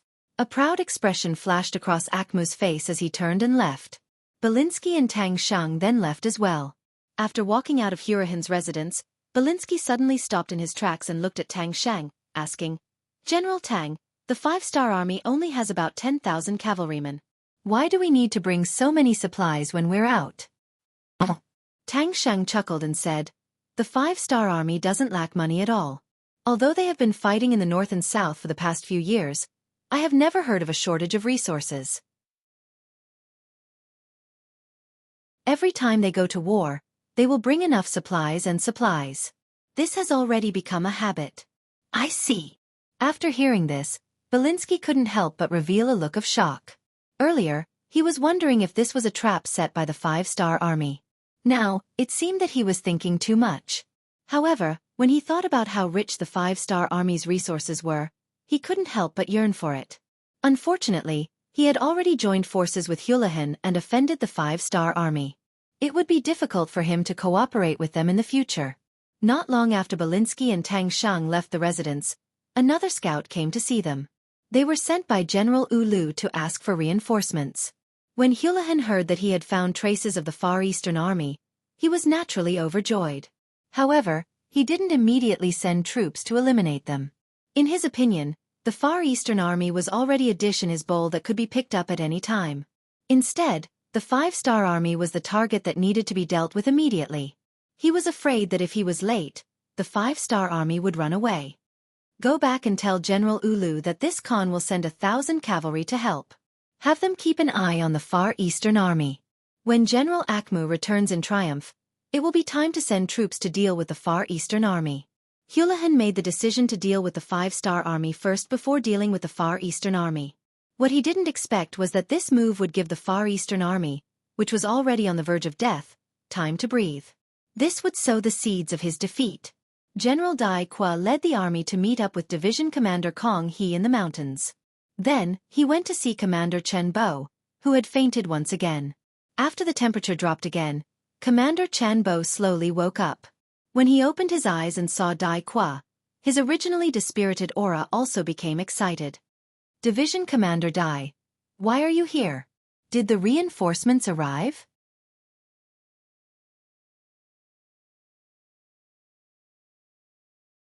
Chapter 1381. Yes, General. The sixth young master has arrived personally. He's bringing close to 100,000 soldiers and logistical personnel towards Al City. Dai Qua held Chen Bo's hand tightly as he spoke in an equally excited manner. What? The sixth young master has arrived personally? Haha, that's great. Cough, cough, cough. Chen Bo coughed violently because he was too excited. Sir, please take care of your body, Dai Qua said with concern when he saw Chen Bo's face turning red. It's fine, it's fine. The sixth young master is here. I'll get better soon. Ha ha ha. Chen Bo laughed again after he panted for a while. Although his fever had not completely subsided, it was obvious that he was in a better mood. Dai Qua was relieved when he saw that Chen Bo seemed to be in a good mood. Without this person, he would not be a commander. He was grateful to his savior, so he asked for instructions when he spoke. Sir, I brought a radio this time. Do you have anything to say to the sixth young master? Radio? That's great. Report the Far Eastern Army situation to the sixth young master immediately and ask for further instructions. Chen Bo's expression became more excited. He looked like he wanted to receive Yang Qindong's reply right away. The radio was taken out and the report was sent out immediately after it was connected. Chen Bo narrated in detail about the fall of Arching and Chen Bo's suspicions about some of the officers in the army. Before his suspicions were resolved, he did not dare to gamble with the army. Therefore, he did not move the army without permission and reported the situation one by one. When the radio was sent out, Yang Qindong, who was far away at the Amuga River, had already dug a pocket. He was just waiting for the Mongolian cavalry to enter. At that moment, Commander Dai Qua's telegram was sent to him. Yang Qindong calmly read the contents of the telegram. He wasn't angry, nor was he angry. As a lone army, the Far Eastern Army had been subjected to all kinds of tests ever since it was established. Due to geographical reasons, they couldn't get the support of the 5-star Army headquarters. This caused problems to arise during the construction process. The process of taking a new path had always been tortuous. Yang Qindong had long anticipated that there would be various problems. It was just that he had suffered a huge loss this time. Even the city was lost, which was far beyond his expectations. Fortunately, according to the telegram, the other supplies from the first city and Chichen City were stored in another safe place and were not lost. This could be considered a blessing in disguise. As for what Chen Bo said about the problems in the army, Yang Qindong could understand. After all, other than the initial part of the Far Eastern Army's soldiers, the rest were recruited from the local area. Such an army would not have any problems if nothing happened. However, once they encountered adversity, it was hard to say. However, no matter what, Chen Bo's method of dealing with it was still good. He completely hid the army and controlled them. He did not allow any of them to go out. This could ensure that the army would not fall into chaos. Of course, this was not a good plan. At least, it was not a long-term plan. Fortunately, Yang Qindong was here. All of this would not be a problem anymore. Come, send a telegram to Chen Bo, tell him that he can release the army. Tell him not to worry about the problems in the army. If there are problems, solve them. If the pustules don't show up, there are always hidden dangers. Now, it's time to dig out these tumors. With his hands behind his back, Yang Qindong's aura surged, giving people a feeling of omnipotence. This time, since he came to the Far Eastern region, he naturally had to solve the problem. It would be fine if those disloyal people were honest. However, if they dared to do anything extreme, he did not mind using some heads as a sacrifice. Facing the foreign races, Yang Qindong would never be polite when he raised his butcher's knife. The telegram was quickly sent back. Yang Qindong also returned his thoughts to the present. Just now, the scouts had reported that the 10,000 Mongolian cavalry reinforcements had already left Arching and were heading towards the Amuga River. They didn't even bring any rations with them. It was obvious that they were here with the intention of plundering. They would appear in front of him in 3 days. Come to die. Yang Qindong walked out of the tent and looked in the direction of Arching. He saw countless 5-star army soldiers digging horse traps. His eyes were filled with anticipation. Akmu personally led the 10,000 Mongolian cavalry and rushed day and night. In less than 3 days, they were 30 miles away from the Amuga River.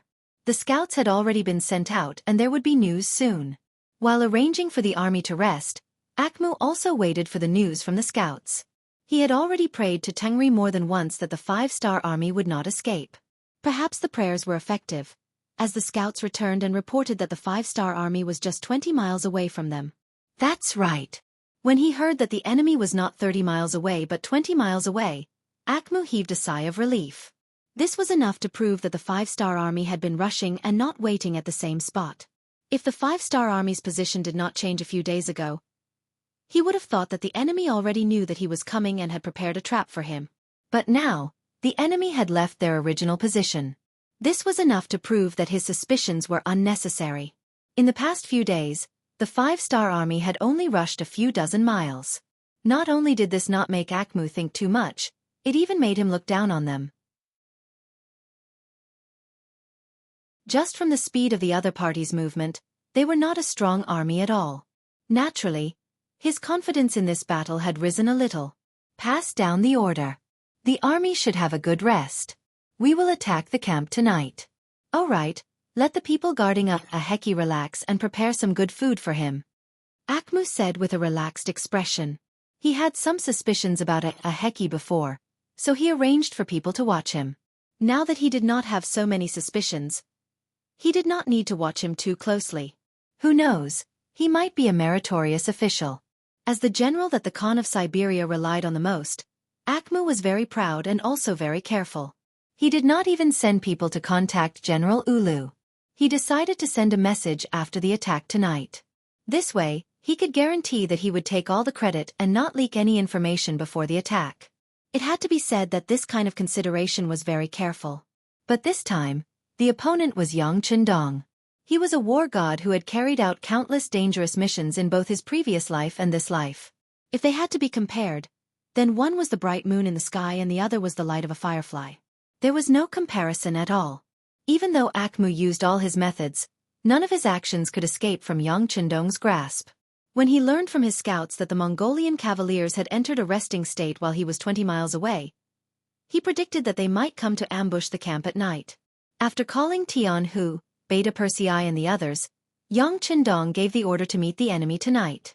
The two people who admired Yang Chendong very much did not hesitate to turn around and make the arrangements. According to the agreement, once the Mongolian army made a move, Ba Daojiang, who followed Ulu, should send a message.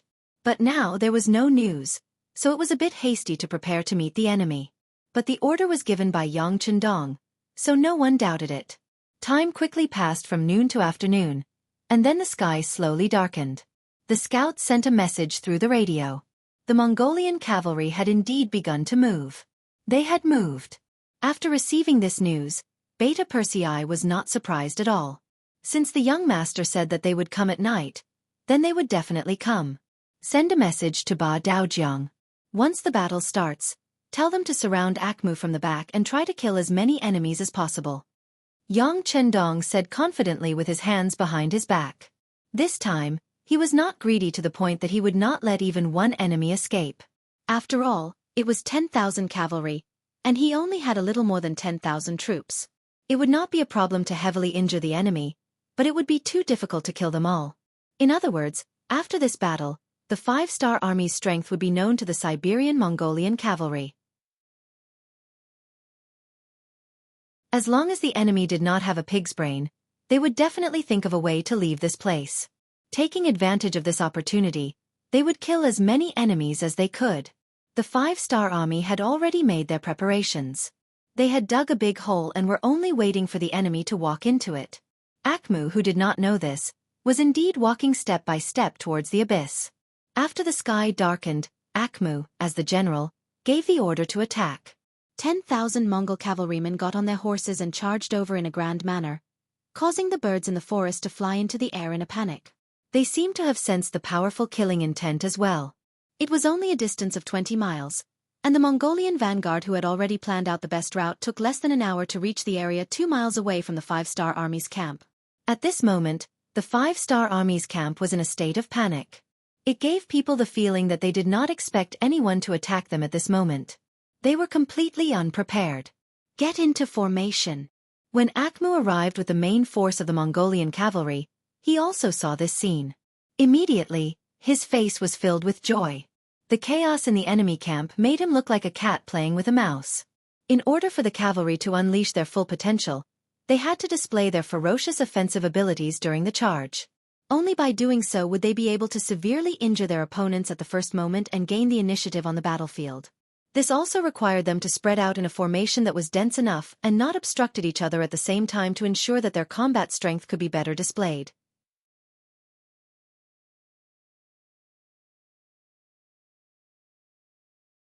Chapter 1382. Charge. Akmu, who saw that the formation had spread out, could not wait to give the order to charge. When the Mongol soldiers heard the horn, they shouted and rode their horses over. As the distance got closer and closer, they readied their bows and waited, aiming at the 5-star army soldiers wearing military green uniforms one after another. Xiao xiao xiao. Xiao xiao xiao. When the distance between the two sides reached the range of the arrows seemed to have grown eyes and shot towards the soldiers of the 5-star army who were running back and forth in the camp without the need for any orders. In a short time, more than 100 5-star army soldiers were killed or injured by the arrows. Such a glorious result greatly boosted the morale of the Mongol cavalry. This was especially true for the cavalrymen at the very front. They had already disregarded the formation and charged forward as if they would not be able to kill the enemy and gain merit if they were a step too late. The hope of victory had already made them lose their sight. These Mongolian cavaliers did not notice that the so-called 5-star soldier they had killed actually looked very similar to them. In reality, these people were the Mongol captives that Yang Qindong had captured. Before the war, Yang Qindong had promised these people that if they were lucky enough to survive this war, they would be exempted from the death penalty. After that, they would only need to work in arching for 3 years before regaining their freedom. With the temptation of death in front of them, these surrendered soldiers had no choice but to fight. Almost 2,000 captives wanted to fight. However, the flames of war were merciless and swords and spears had no eyes. Soon, more than 200 people were killed or injured, and this number was constantly increasing, causing waves of cries for help. Akmu did not know about this. When he saw so many 5-star army soldiers die in front of him, he was completely blinded by victory. At that moment, he seemed to see countless treasures piled up in front of him for him to take. Not only Akmu, more and more Mongol cavalry were deeply stimulated by this temporary victory. They shouted and swung their swords. Sometimes, there would even be laughter after they hit their targets. It's about time. Under a big tree at the periphery of the battlefield, Yang Qindong saw that the enemy's front and middle troops had entered the pocket. His eyes finally showed a hint of killing intent. He looked at Beta Persei beside him and said, "Blow the horn of charge." Beep beep beep beep beep. The loud horn suddenly sounded in the silent night. It was like a clap of thunder in the ears of the Mongol cavalry. After the bugle call sounded, the wooden planks around the camp of the 5-star army were suddenly removed, revealing wide and long horse traps. The sharp treetops in the pits were like ogres with their bloody mouths wide open, waiting for their prey to enter. The sudden sound of the horn and the pits around them scared the Mongol cavalry, who had already charged into the 5-star army's camp. Their first thought they had fallen into a trap. They looked around like birds startled by the twang of a bow, and their eyes filled with fear. What's going on? As the commander of the army, Akmu was also trapped in the camp. After the sudden change in the situation, his face turned completely gloomy. His years of experience on the battlefield told him that things were bad. But in front of so many soldiers, he didn't want to admit this. So after shouting, he looked at a wooden box placed in the tent and shouted, "Men, pry open this box for this general." Yes. 2 soldiers stepped forward after receiving the order. Then, a hole was opened in the wooden box under the great force. Then a cry of surprise sounded. "This is an empty box." What? Empty? Akmu's face changed drastically. Then, he pointed at the other wooden boxes and some jars and shouted, "Open! Open all of them!" In an instant, a group of soldiers rushed forward. But the result was not good. The wooden boxes were all empty. There was something in the jars, but it was not wine. It was kerosene. Not good, it's kerosene. Be careful of a fire attack. Akmu cried out. As if to coordinate with him, countless torches suddenly appeared around the camp, illuminating the area as brightly as day. Countless cavalrymen were holding fire arrows, ready to fire. Surrender and you can live. Those who resist will die. The voice of persuasion sounded out again. Beta Persei's loud voice was used again. Surrender? You must be dreaming. Looking around, he realized that all the soldiers behind him had already fled. Not only that, but the 5-star army around the tent had also fled at some point. Seeing that there was nothing to gain, Akmu shouted angrily. We have more people. Don't be afraid of them. Listen to my orders and charge out. He knew that he had sinned heavily. Once he was captured by the 5-star army, he would not have a good ending. Thus, Akmu decided to take a risk. After the commanding general gave the order, the soldiers were also encouraged. They shouted loudly and were about to charge out on their horses. However, before they could charge forward, Xianxia had already given the order to shoot. Following that, tens of thousands of arrows were released in unison, bringing with them countless sparks as they rained down on the camp. The curtains of the tents were flammable to begin with, and with the help of the kerosene, very soon, a huge net of fire rose from the places where the fire arrows landed, and it wrapped around the Mongolian cavaliers one after another. When a person was faced with fire, perhaps a person with mental fortitude could remain calm. But war horses could not. When their pupils were filled with flames, they went berserk. No matter how their master ordered them, they no longer obeyed. Instead, they each rushed towards the safe zone they thought was the safest place. The war horses that charged out, no matter which direction they went, were all waiting for them in the wide horse traps. The sound of wooden stakes entering flesh could be heard, and the war horses that were still alive just a moment ago turned into dead horses one after another. The Mongolian cavaliers riding on their backs did not fare much better either. Most of the time, they were buried with the war horses before they died. The fire was everywhere and they could not stay there. There were also huge horse traps waiting for them outside. The Mongol cavalry were stuck in a dilemma. As the commander, Akim could not do anything. He could only watch as one soldier after another charged out and died in the pits. If they were surrounded by the fire, they would be burned to death. There were 8,000 Mongolian elite cavaliers, and other than the soldiers who were not part of the 5-star army, most of them died in this predicament where they could neither advance nor retreat. The fire burned for nearly an hour, causing the surroundings to be filled with the smell of roasted meat, which made people want to vomit. However, there were some who were lucky and did not die in the fire. After a full hour of torment, the fire around them gradually became smaller, and the surrounding horse traps were also filled with human and horse corpses. They finally saw the hope of charging out. Charge with me. Akmu, who saw the hope of survival, had a black face. Although his personal guards had tried their best to protect him from being burned to death, the smell of smoke and fire did not feel good. Now that he finally had a chance to show off his skills, he hollered out and was about to launch a counterattack. At this moment, Akmu had close to 1,000 soldiers who could still fight. There were also 2,000 to 3,000 injured soldiers. Although they couldn't win with these, it was still possible to carve out a path of blood. In the hearts of many Mongolian cavalry, they were invincible on their horses. They were like their ancestors, invincible on their horses. It was good to have confidence, but too much confidence was asking for death. Especially when they were facing the elites of the 5-star army, who specialized in beating up the Mongolian cavalry. From the moment they charged, their fates were already decided. Soldiers, charge with me. Jianghu, who had been waiting by the side, pulled out his 2 cavalry swords.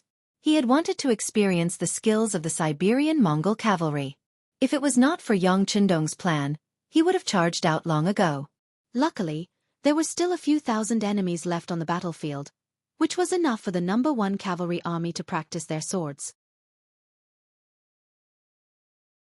A truly strong army did not depend on how hard they trained. Instead, they needed to have enough battle experience. Soldiers who had not been on the battlefield were all fake and could only be considered armchair strategists. Luckily, the world was huge, and there were many whetstones for the 5-star army. After Tianhu gave the order, the cavalry surged out behind him. It was as if everyone knew that there was more soup than meat, and they were afraid that if they were late, they would not be able to obtain any merits.